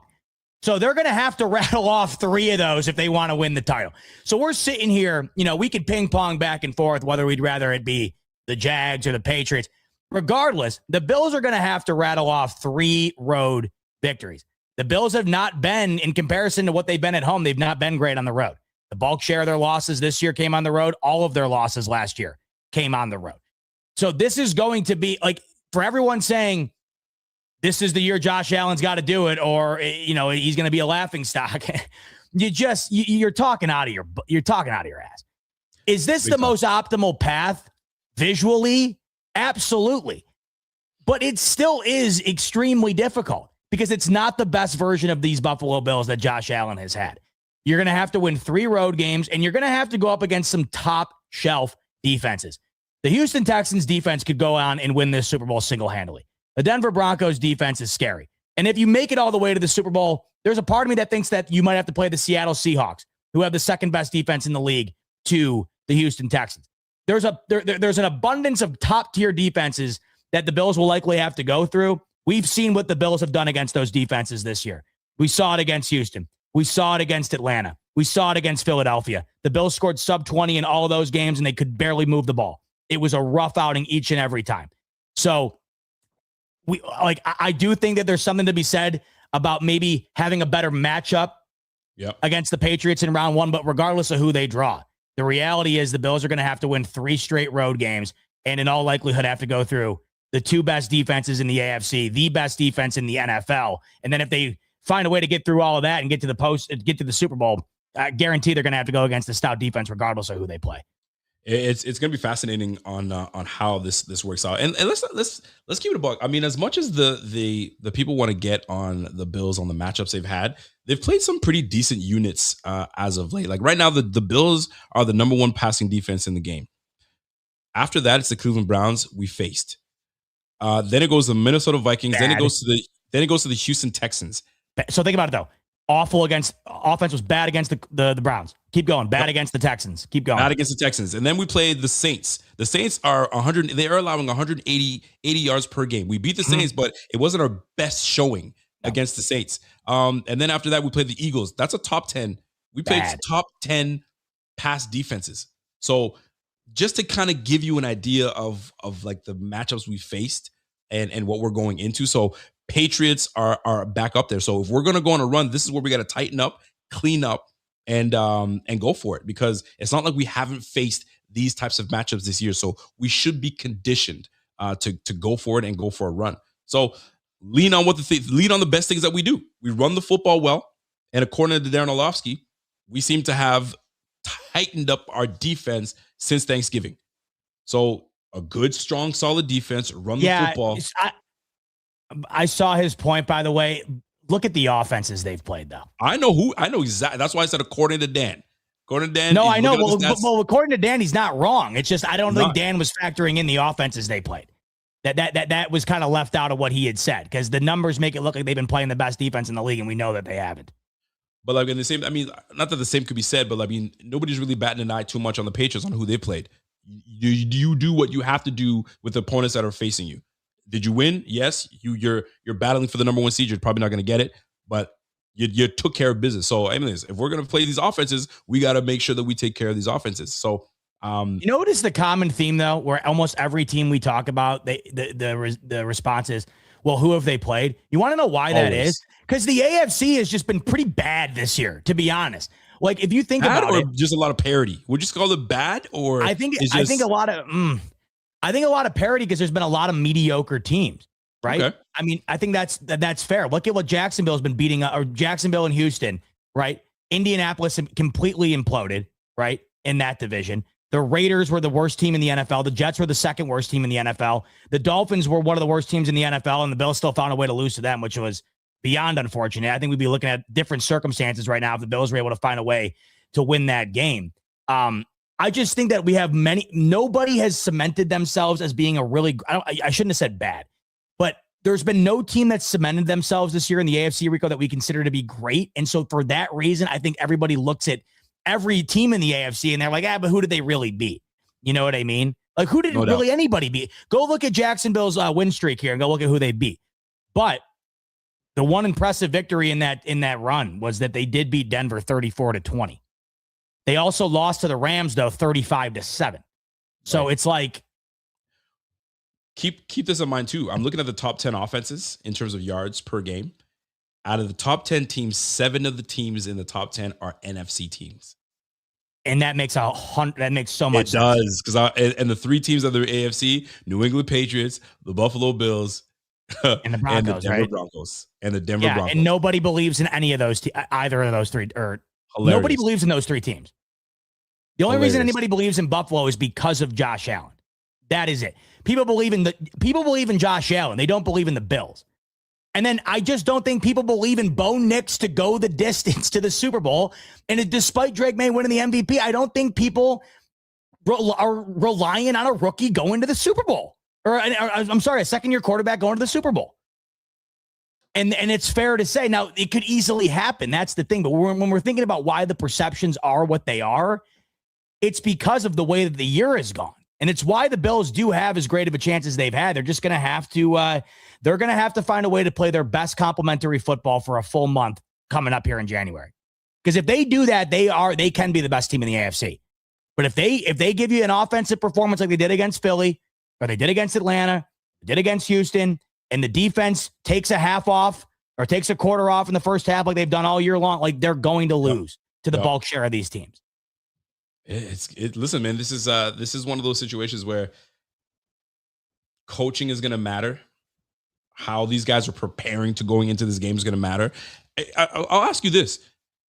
Knowing what you know about the Bills right now, obviously we've got a couple players that are banged up. I get that part. Going into the playoffs, is there something that is there something you need to see in this game going into the playoffs, or is this game null and void? You're just waiting for who we match up against and who we're going to play? Or is there something you need to see from coach that shows me, okay, the ship is heading in the right direction? Or is there nothing at all? This game is not going to show you anything. Other than the Bills finding a way to lose to the Jets in this one, like 20-7, this game, I'll be just honest with you, means absolutely nothing to me. Absolutely nothing. I look forward to watching the last game at the Ralph and seeing the red helmets. I look forward to seeing if James Cook can get the rushing title and Allen can get his 40th touchdown. If we're talking about the actual game itself, this game means next to nothing to me. There is nothing I look at in this game that says, oh, I saw that. That gives me confidence in the postseason. The only thing that could happen as far as takeaways from this game, Rico, would be negative. If the Bills, even with their backups, find a way to lose to the Jets by double digits, I will look at that as a negative, yes. But other than that, this means pretty much nothing to me. Are you confident in McDermott and Joe Brady going into the playoffs? Do they give you confidence? Can you put trust in those two men to lead us to the Super Bowl? Based on what you know about them, based on what we've done all year, obviously factor in the injuries that we've had to deal with, but everybody's dealing with the nonsense. Do you trust coaching going into this? The reason I'm asking this question is because the notion that we normally get when and if we don't do well is usually blamed on defense and coaching, right? McDermott didn't have these guys prepared. McDermott this, McDermott that. But I've seen a lot of people praise McDermott from what he's been able to do with this unit that's been banged up all year. He's still got a top 10 unit in pass defense. That's his forte. That's what he does. And he's got this team prepared. Did we face some adversity? Sure. Right? Did we lose some games we shouldn't have lost? Absolutely. But here we are. Do you have trust in McDermott still going into the playoffs? McDermott's led this team to 2 AFC title appearances, and he's been a couple cents short of more than that against the Chiefs in the divisional round. He has proven that he can lead this team to compete against the modern day dynasty in the Chiefs and beat pretty much everybody else. I do have faith in him. And I do have faith in these Buffalo Bills. I do have trust in Sean McDermott that he's going to have these boys ready. It's not like McDermott's bowed out in the divisional every single year to no-name teams and they got upset or they lost a ridiculously bad game in the wild card. They've been on the wrong end of the best dynasty since the New England Patriots. That's just the reality. They've beaten Baltimore twice with what many people think should be the 3-time MVP, which that's a whole other conversation, by the way, right now. Wow. The whole Lamar thing. But anyway, they beat Baltimore twice. The only other team, because really, like, let's face it, Cincinnati, they went to the Super Bowl. Other than that magical run they went on that year, they've really done nothing. Cincinnati, nothing. So the only other team that I think people look at as the big threat to KC in the AFC over this time, when you factor in the injuries to Burrow and the fact that they've missed the playoffs a ton, it's been the Ravens. They beat them twice, right? So McDermott has won big games, and McDermott has had these guys ready, and every loss that they've had, other than that Bengals debacle, and that was just a rough year. It just felt like the Josh and Diggs thing, the DeMar Hamlin thing, the weather thing. Remember where they had to pick up and move a game to Detroit? That year just felt cursed. And that was the one time they lost a really bad playoff game, right? Yeah. They've been pretty damn good. The defense has been an issue, and that is, of course, where you look at and say, will that fall on McDermott? But where has the defense really been the worst in? Their games against the Kansas City Chiefs, in which they will not have to endure this year. So I will have no excuse if McDermott's defense gets lit up against some of the quarterbacks that he's set to face. If you get lit up against Bo Nix in year 2 or Trevor Lawrence, who's playing in his second ever playoff game, is it, or something like that? And if you get lit up by a CJ Stroud-led offense that hasn't done much of anything all year long, the criticism is going to be there. I trust him, though, based on what he's done. But at the end of the day, it's really all going to come down to, and this is just the facts, it's going to come down to whether or not Josh Allen plays all-world football for a month or not. Point blank. This team goes as far as Josh Allen does. If Josh Allen plays like he just did against the Philadelphia Eagles, I will not be stunned in the slightest if this Bills team loses next weekend. Will not be stunned in the slightest.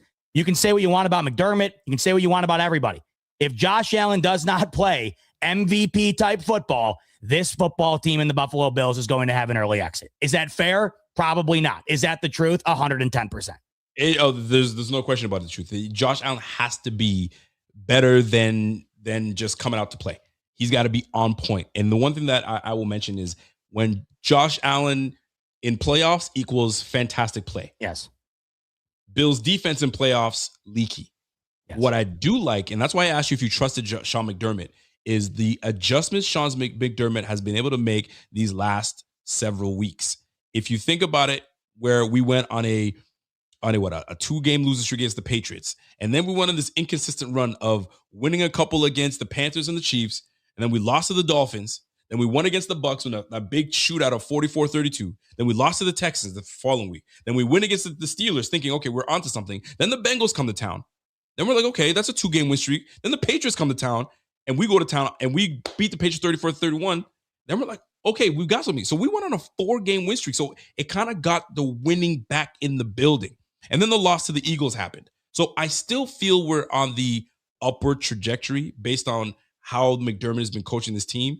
If Josh Allen hits that toss or the extra point is hit, however you want to look at it, we're on a 5-game win streak. So I like the direction of the Bills that are going based on what the adjustments that McDermott's been able to make and has rerouted this team onto consecutive wins, obviously apart from the loss to the Eagles. So I like what I see from the Bills going into this playoffs. Josh is the X factor in this because he's been, quote unquote, some might say he's been off this year. That's what I get. I always get. Whenever he doesn't play well, he's off. Is something wrong with him? Is he hurt? I get that. I know. Is it something? Is it because he's a new father? He's going to be a father. The amount of excuses that I heard for Josh Allen and his subpar play in some of these games is mind-boggling. So, like you said, is it fair to put it on him? You said no. I say yes. It is fair because you're the leader of the squad. We need you to be at your top tip performance, and away we go. So to me, the pressure is going to be on Josh, yes, but I like the direction that McDermott's got this team. I trust that he's got this team in the right direction. Josh is the one that's got to come in and handle business. Fair depending on what happens. Like, it's not fair to put the game on Josh Allen in the 13-second game, but people use that loss to the Chiefs and say Josh Allen can't get it done. The guy played one of the best football games I've ever seen in my life. I'm saying that if Josh Allen plays like he did against the Philadelphia Eagles, then like it's going to be okay if we come on here, because apparently it's just never okay, right? If we come on here and say, look, we wouldn't have been in this spot with Josh, but unfortunately because of the play of this game, we lost the game because of Josh. And that's what I'm saying. Is that fair? Because unfortunately for Buffalo, they need to have him play like an MVP to win. And I don't think that's fair. Like, you look at Jalen Hurts, for example, Rico, he didn't complete a pass in the second half and they beat the Bills on the road. I don't get that. The Bills would never be able to do the opposite. If the Bills were the Eagles in that situation, they would never in a million years be able to do that. Never. No. That's my point. Yep. I'm with you. I'm totally with you. That being said, you're looking at this team, if it's going to be the downfall, if the Bill, and I mean, I hate to go this way, but we're going to go there because it's one and done once we get to the playoffs. The downfall for the Bills, if it does happen, other than Josh, what will be the reason the Bills don't come away with a wild card weekend victory? The inability to run the football. If they cannot establish the run, then I think that this offense is toast. Go back and look at every game this year, Rico, where the Bills have scored more than 20 points, undefeated. Every game in which they have scored 20 or less, lost them all. And if you go and look at what the correlation is between the low points scored and the offense, you'll see that James Cook didn't really get the game, wasn't able to get going. You'll also see, by the way, and this is where Josh Allen factors into all this, you cannot turn the ball over. Josh Allen has basically played mistake-free football his entire career in the postseason. If that reverts to a couple of costly mistakes, this offense, the way it currently is, they cannot afford costly mistakes. They don't have the offense to overcome a couple of picks. I just don't see that. And if you go back and look at a couple of the games in which they've won in the postseason, like go back to the 2 Baltimore games, what were the differences? They turned over Lamar Jackson. They turned over the Ravens. The Bills didn't turn the ball over. That's how they win. So as cliche as that is, the Bills do not turn the ball over in the postseason. If they do that, they're cooked. But beyond that, if we're factoring in clean football, clean, no turnover football, yep, they got to be able to run it. You noticed against Philly, they just shut down the run, and then because of that, they couldn't throw it. when the Bills do have the run game going, it is allowing them to open up a pass game that really isn't much to begin with, but it's still enough to be able to run a cohesive offense. If James Cook cannot run, there is no offense. We've seen that. Every game that they've scored 20 or less has been because they couldn't run and they lost them all. They have to be able to run the football. James Cook is as pivotal to this offense and is as pivotal to their chances to go to the Super Bowl as Josh Allen is, in my opinion, in this postseason. And that, of course, goes right to the offensive line as well. Like, the offensive line is not like I don't think it's been playing its best ball over the last month. You said what there? That last part there? There's been some moments, like I thought that the Philadelphia game, the offensive line, and I think a lot of the sacks this year for Josh Allen have been on him, but Josh Allen's sack rate this year is ridiculously bad. Some of that is on the offensive line. Some of it on the offensive line. And when the Bills' offensive line has gone up against stout defensive lines, Rico, they've not really fared very well. Well, according to PFF, 60% of Josh's sacks are on Josh. No, I believe that. But let's go back and look at the stout D lines that they played and how the offense translated. They got absolutely eviscerated by Atlanta, eviscerated by Houston, right? The Philadelphia game, I thought Philadelphia was the far more physical football team, especially on the defensive side of the ball. I thought Philadelphia played great D. And then against the Cleveland Browns, I just thought that they really couldn't do much of anything there either. I'm not saying they've had a bad year. I love the Bills' offensive line, but it's not as great as it's been last year. And I'm just saying, against stout defenses, that offensive line has not really met the call the way you would hope they would, based on how great we think that they are. I was looking at Dan Orlovsky, and Dan had something up the other day, and I'm trying to remember what he said. But I asked you what would be the downfall for the Bills if the Bills were to go ahead and lose this game, and you said if we can't run the football. It's, to me, Josh turnovers. If Josh turns the ball over, we're cooked. And there was a record that Dan came up with. The Bills, when Josh doesn't turn the ball over, we're in plus win victory percentage. When he does turn the ball over, we've lost every game but one. That's the key. Josh can't turn the ball over. If he turns the ball over, it's just all factors have to be working in order for things to go really well. But this is the NFL. Everybody makes adjustments. So Josh's limited turnovers have to be held to zero. If you turn the ball over, this is where we don't look good. And that's just the NFL. The NFL, you turn the ball over, it's very hard to come back and win this game. Rare does it happen. He can't turn the ball over. If he does, kiss it goodbye. We can run the ball as great as we want to, but if we're giving the football back to the opposition, it's not going to look good for us. So Josh cannot turn the ball over. If he has a turnover-free game, Bills win. The Bills win. So he will do what he needs to do, but he just can't turn the ball over. And these silly sacks that he's been taking, I mean, if you look back at that little pirouette that he did and took that 14 to 18-yard sack, awful. He had one guy right there. Ty Johnson was sitting on the side. That and the fumble was the game, like in many ways. Was the game. And I still have people telling me it was on McDermott. Like, you had three or four plays from that game from Allen that really cost you the football game. If you don't put that on McDermott? Did you not see the overwhelming amount of people that thought McDermott lost that game by going for two? How do you know what? That's one thing I never touched on. Did you feel that he should have went for two, or I never even thought about going for one? I was 100% fine with it. Hindsight's 2020. I'm not going to be this revisionist history guy saying, "Oh, way to go, McDermott." No, it was the right call, and it was there, and it should have been completed, and it should have won the game. Flat out. It was not on McDermott. I think that take is just egregious. I think it's an awful take, and it's a really lazy way to skirt around putting a little bit of blame on the best player in franchise history. That's how I see it. Crazy. It's wild. Sometimes accountability it's hard to put accountability on folks. Some people don't want to take it. Sometimes you just have to, folks. And the accountability has to put on Josh, man. We know him to be much better than that. And what I've been seeing is he's been getting off of his read way sooner than he has been in the longest time.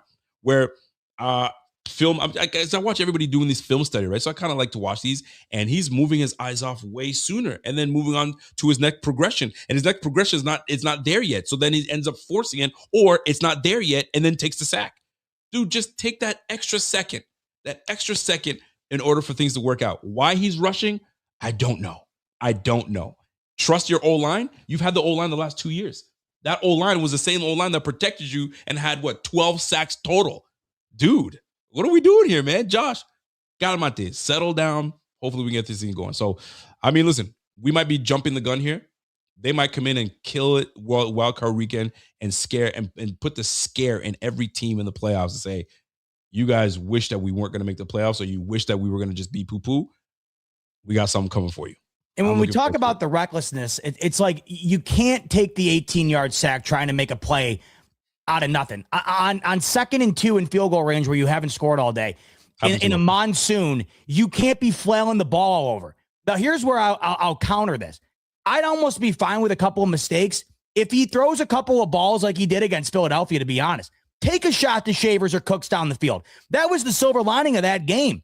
They threw it down the field. In the playoffs, I'd like to see, because if you're going to turn it over, at least throw a pick on a 50-yard bomb. You know what I mean? Don't take a sack and fumble it and give the Eagles the ball on the Bills 40 where they go to score the only touchdown of the game. If you're going to turn it over, make it on a bomb. Do not turn it over when you're in the red zone by forcing a play that's not there. Take the points. If you're going to turn it over, I'm almost fine with doing so on launching a couple of bombs, because I do think that they have not done that at all this year. And look at, are you going to complete them all? Absolutely not. But you also have a chance. The Bills wouldn't even have had a chance to win that game against the Eagles if he didn't throw that bomb down the field and have that amazing catch right in front of the red zone. You got to take a couple of chances. And I know he doesn't trust these receivers. I know he doesn't. And I get it. I do. But you can't. The bubble screen brigade is not taking this team to Santa Clara for Super Bowl 60. So you're going to have to take a couple of shots. You're going to have to. No, there's no question about it. So that's why I'm looking forward to seeing how Josh bounces back. I guess the silver lining in this is the fact that he didn't play his best game against the Philadelphia Eagles. He's just waiting to get back and just show that that's not me. Let me show you what I'm capable of doing. And I feel bad for the team that he has to go up against, because if that Josh comes in and shows out, it's a blowout. It's a big thing. It's a big thing coming. I mean, we're one game away. We gotta get through this Jets game. Win or lose, we gotta get through it. But I'll tell you this much. I had this conversation with Carl Jones. I'm going to have this very conversation with you, and I want to see where your thoughts are before we do get out of here, because we're going up on 2 hours now. When you're looking at this receiver room, this back and forth with this receiver room, how we've been kind of inserting this guy, taking this guy out. Okay, let's try this combination. Let's try this combination. We're at the last. We're in the last game of the season. We're at the last game of the season coming up. Isn't it time that we have found our core 5 receivers and just roll with it? And what's your 5 best that you feel that we should roll with going into the playoffs going forward? Do you really have a solidified 5? The Bills don't even have a solidified 5. They've healthy scratched and started Keon Coleman back and forth multiple times heading into the late stages of the season. This is why I've said all year long, there's no help coming. This Bills receiving core isn't going to magically alter in to one of the league's best going into the playoffs. It is what it is. It is perhaps the worst wide receiver core in the entire NFL. It is pretty miraculous that this team is on the cusp of potentially winning 12 games here. I mean, it really is. When you look around the league, you have Shakir with 700 or some yards. What's the next leading receiver after that? They're in the mid 300s. I mean, I think that's just, it just is what it is. What this team needs is mistake-free Josh Allen football. James Kincaid, 523 yards. And that's the thing right there. And that's the thing. Kincaid cannot get hurt in the postseason. You don't play him for one single solitary snap on Sunday, and you pray to God that he can remain healthy throughout the postseason. This offense is unequivocally at its best with a healthy Dalton Kincaid on the field. I don't care about you and I can sit here and debate the top 5 receivers on this team all day. We would just be wasting precious moments on this earth, Rico. It does not matter. You need mistake-free ball. You need solid offensive line play to pave the way for James Cook to have a day, and you need Dalton Kincaid healthy on that football field. The rest is what it is. It just is what it is. There is no lineup on the offensive side of things for the wide receiver core right now that's going to make me feel more confident than another. It's all coming down to what I just mentioned. But the thing here that we haven't had recently, a healthy Kincaid. This pass offense is noticeably different with him healthy and out there. If he goes down during the postseason, you're going to really, really feel differently about the team moving forward. I think that's just the way it is. I'm seeing something so fascinating. Do you know who the leading? You know who has the most touchdown receptions on our team this year? Just take a guess. Dawson Knox. Dalton Kincaid, 5. Next up, Keon Coleman. Do you know who's the most targeted on our team this year? Khalil Shakir, 95 targets. Do you know who the next guy up is? Keon Coleman, 55. See, this is what I'm talking about. Like when I asked you who the second leading receiver was, I meant like receivers only. Tell me right now. I know you said Kincaid, but who's the next leading receiver behind Khalil Shakir? In terms of targets or in terms of yards? What are we looking at here? Yards. So after Kincaid, Dawson Knox, 393. No. Get rid of the tight ends. I'm talking just wide receivers. Keon Coleman, 355. Yes. Who has been healthy scratched, 4 times this year? Times. Next up, Josh Palmer, 302. Dude. I mean, you and I can sit here until New Year's 2027 and debate the wide receiver room. It doesn't matter. It is what it is. I will down this hill. I want Keon Coleman back on the field. I will down this hill. People might not agree with me. They might say, well, who gives a damn? Whether it's Kincaid or whether it's Gabe Davis or Keon Coleman. When I'm looking at the targets, this reaffirmed it for me. 55 targets. He's still the second leading target guy on the squad. So Josh felt some kind of. How many receptions on those targets? How many receptions? He had 34. Excuse me. Let me go back to that. 36 receptions. 36 out of 55 targets. 72 receptions for Keon. You're throwing about a 50% completion percentage for about 10 yards a catch targeting Keon Coleman.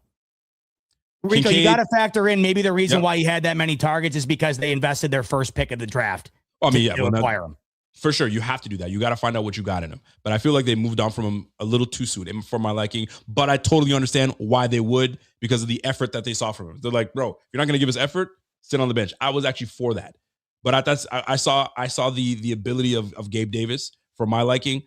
I'm like, get my guy in there. But it really doesn't matter. No, because what it matters is, you said it. If Kincaid is healthy, then this offense rolls and it moves. I love Dawson Knox. I think we all love Dawson Knox. But Kincaid is a better target receiver for Josh before Dawson Knox. So hopefully we get those guys back, which changes this offense completely. But I'm looking forward to seeing how this all shakes out in the end. But I'm so glad you asked about those targets, because I'm looking at it even more. I'm like, wow, it's unbelievable. It really is. It really is. There was a game this year where Jamar Chase had over 200 receiving yards with Joe Flacco. The second leading receiver for the Bills the entire season has 100 yards more than that. That's wild. That is insane. Let's get to some super chats. You went for that? Yeah, let's do it. Our guy, Mr. Whittle. Whittle comes in and says, hey, Josh has regressed in his decision-making this year, and we've lost 4 out of 5 losses because of that. In agreement with that. I'm tired of people saying Josh doesn't trust his pass catchers, because he trusts those guys in the same comebacks this season. He had to trust them, and they made plays, and he's not wrong with that, because every time we needed to make a play and come back, he had no choice but to go their way. I mean, who did he trust to go for the jump ball? Shavers in the back corner against Quinyon Minchell, one of the better young corners in this game. He trusted him to do it. Josh right now is in this phase of trying to do it his own way and try to staying in the confines of the offense, and he's battling with that. But I don't understand what he's battling. This is your second year in this offense. Year and a half in this offense. I mean, there should be no battling back and forth of, do I do this and do I do that? Do I trust it? Bro, what got you the MVP last year was you staying in the confines of the offense. Do you have to break the glass here and there? Yes.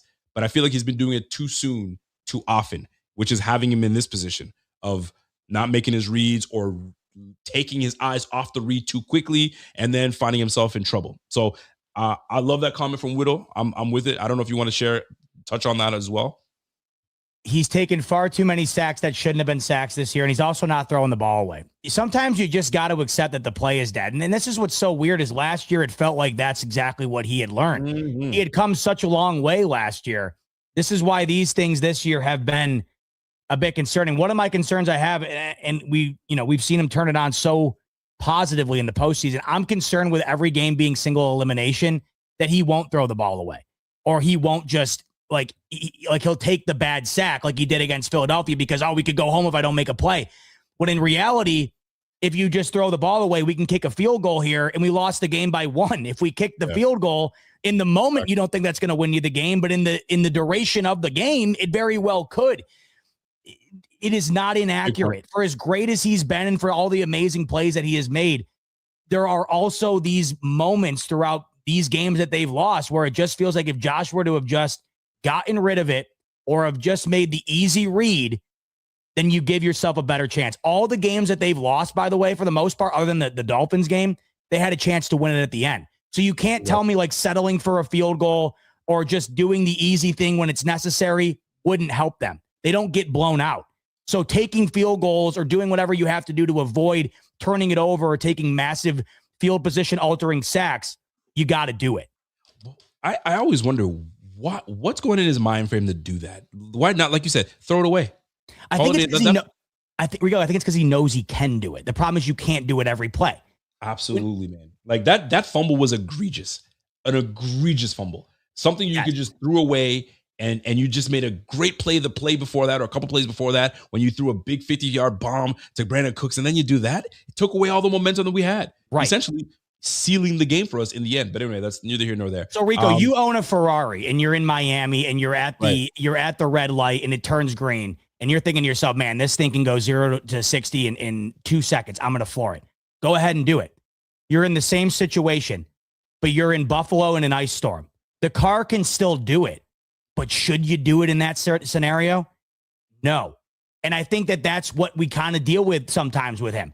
There are moments where you want to go 0 to 60 because you can do it and it's worth it and it's awesome. But there's also moments where you still know the car can go 0 to 60, but man, it wasn't a very good decision to do that. And last year, it felt like we were not really ripping the gas pedal off the line in rainstorms and in ice storms and whatever. And this year, it feels like there's a little bit more of that. Let me tag on that, because sometimes you got told that you got one of the best tires in all of Buffalo. These tires allow you to do all these things. So Josh being told you're special, you're one of one, you can do all those things. So I will take a chance. This is why they brought me to Buffalo. I'm a Ferrari in Buffalo, but guess what? I'm different than all the other Ferraris here. I got these winter tires that can get me to do anything, all weather tires. Let me see what I can do. But sometimes, like you said, sometimes it's not the best decision, because if it's on ice, you're cooked. There's nothing you can do about it. And sometimes Josh has he's got himself in these positions where, bro, you're on black ice, bro. Just call it quits.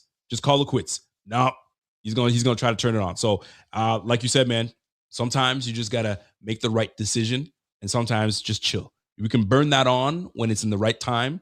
You can't just do it every red light you get to.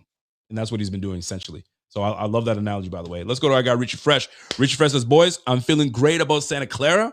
I just watched the farewell to the stadium on YouTube. Gave me chills and a good feeling about February. I haven't watched the farewell video yet, but I'm sure it's one of those things that pulls on your heartstrings. Have you watched it yet, Bot? Haven't watched it yet, but I'm preparing to. It's about 45 minutes, so I wanted to make sure I watched the whole thing in one sitting. But my dad said it was amazing, so I'm looking forward to watching it for sure. I'll definitely be jumping on that. We got Richie Fresh coming back in. It says, to a point, the common man fan experience comes down to some greed. Falcons owner comes to mind. Dude still makes money with cheap concessions, etc. I mean, at the end of the day, I mean, he's talking about, I guess when we were talking about memories in the game, the common man fan experience. Listen, man, everyone has got their experience on how they do things. Hopefully the experience is a good one come Highmark Stadium 2.0. And we'll see how that all shakes out in the end. But I'm looking forward to it. I got to go there at least year one. Whether it's the home opener or not, we got to try to make it for sure. For sure. All right. Our guy, Dio says, my best game I went to has been the Ravens versus Bills. Best game ever. Oh, that was a stressful one, though. I bet you lost some hair on that one. I wonder which one, Dio. Which one? The Teron Johnson pick 6 or the most recent one? Either way. I think Dio went to the most recent one. I think you mentioned it earlier this year that he went to the first one. So that's a crazy one. Great. This year, the week 1. Week 1. I think that's when he went to. Oh, dude. You really can't miss with any Ravens game you went to. Really. My God. Our tailgate experience is like no other. Enough said. I've never been to any other stadium, so I don't know. You don't need to. What You do not need to. Damn, with that conviction, huh? I've been to a bunch. It's not even remotely comparable. No. I hope they don't take away the experience of the tailgating from the old stadium to the new stadium. Even we're across the street, please don't change it. Don't make it weird where it's all tightened up and you can't do this and it ain't like the old stadium. We're not doing that. We're a little more corporate now. I hope they don't do that. I really don't. That will not happen because that's the second that this team do not worry about that. It will remain the same. You move into a new house. When you move into a new house, you don't bring the old furniture with you. You bring new furniture. It's like when you clean your car. Nobody's eating in this car. No one. Yep.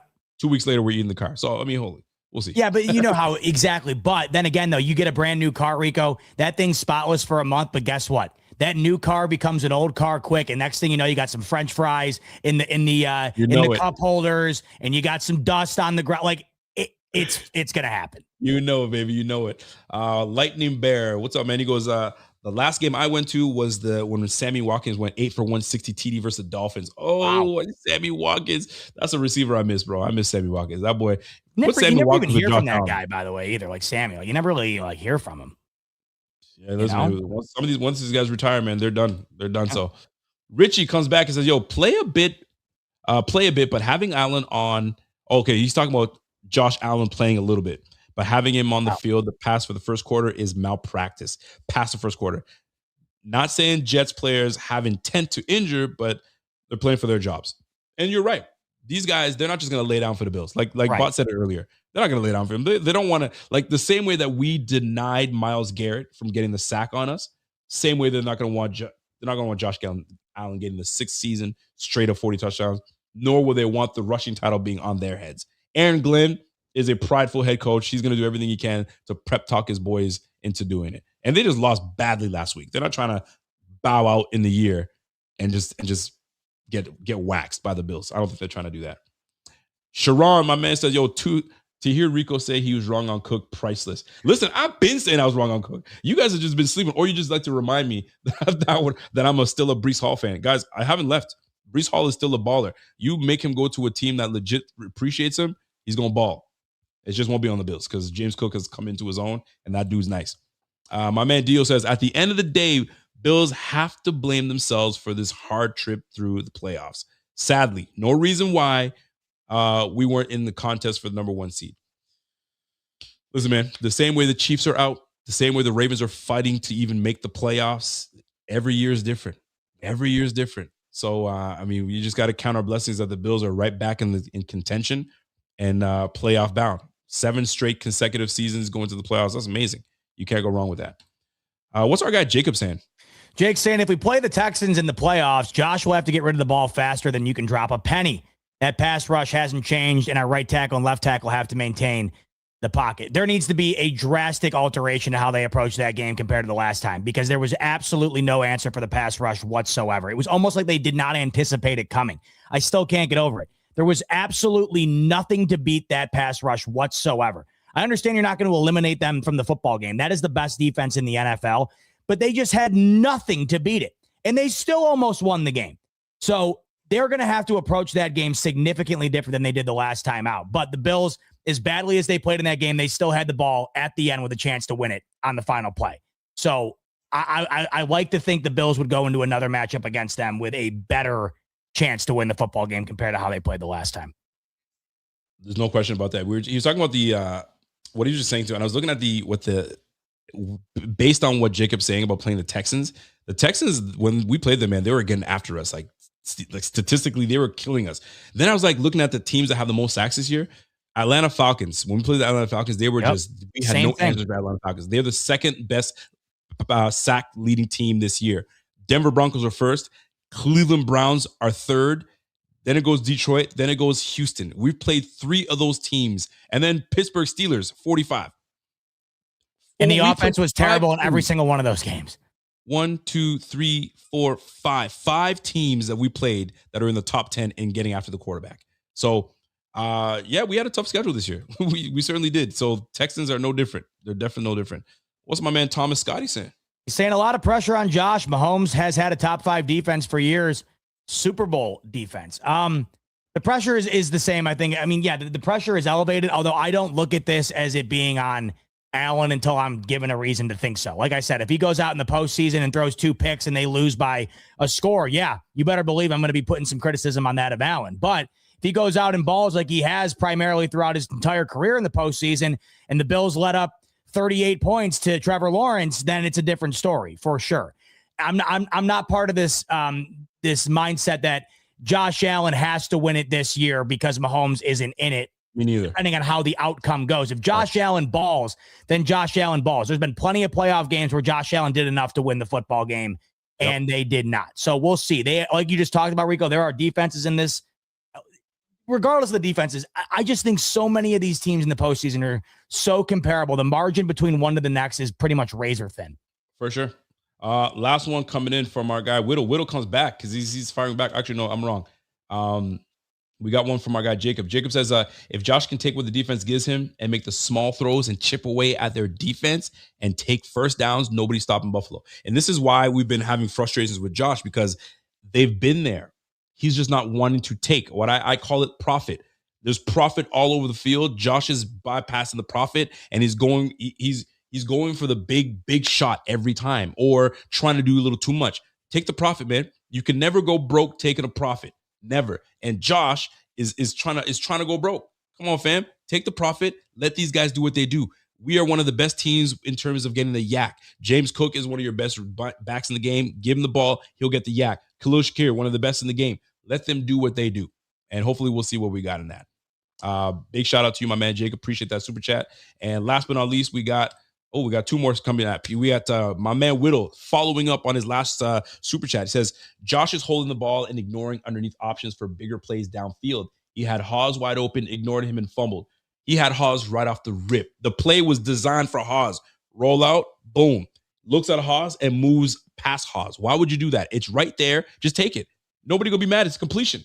It's a completion. Get the ball going. We at least move the ball forward and get 3 on the board.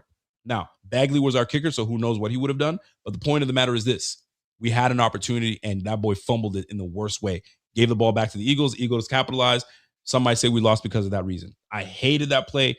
He had Brandon Cooks near the end zone where he ran the ball instead of passing to Brandon Cooks. Brandon Cooks was sitting there right here waiting for it on the sideline. Ty Johnson waiting for it on the 3rd and 7 right here. I could go, there's a litany of things that I could bring up that Josh didn't do, but I know he knows it. He watched the film. He realized it. Last but not least, we lost the game. That's what it comes down to. But I appreciate you, Whittle, because, man, we on the same page, brother. We are on the same page. All right, last but not least, our guy, Money Mitch. What's Money Mitch saying? Saying, Bot, be very careful how you talk about my Buckeyes. I am very nice to you regarding PSU.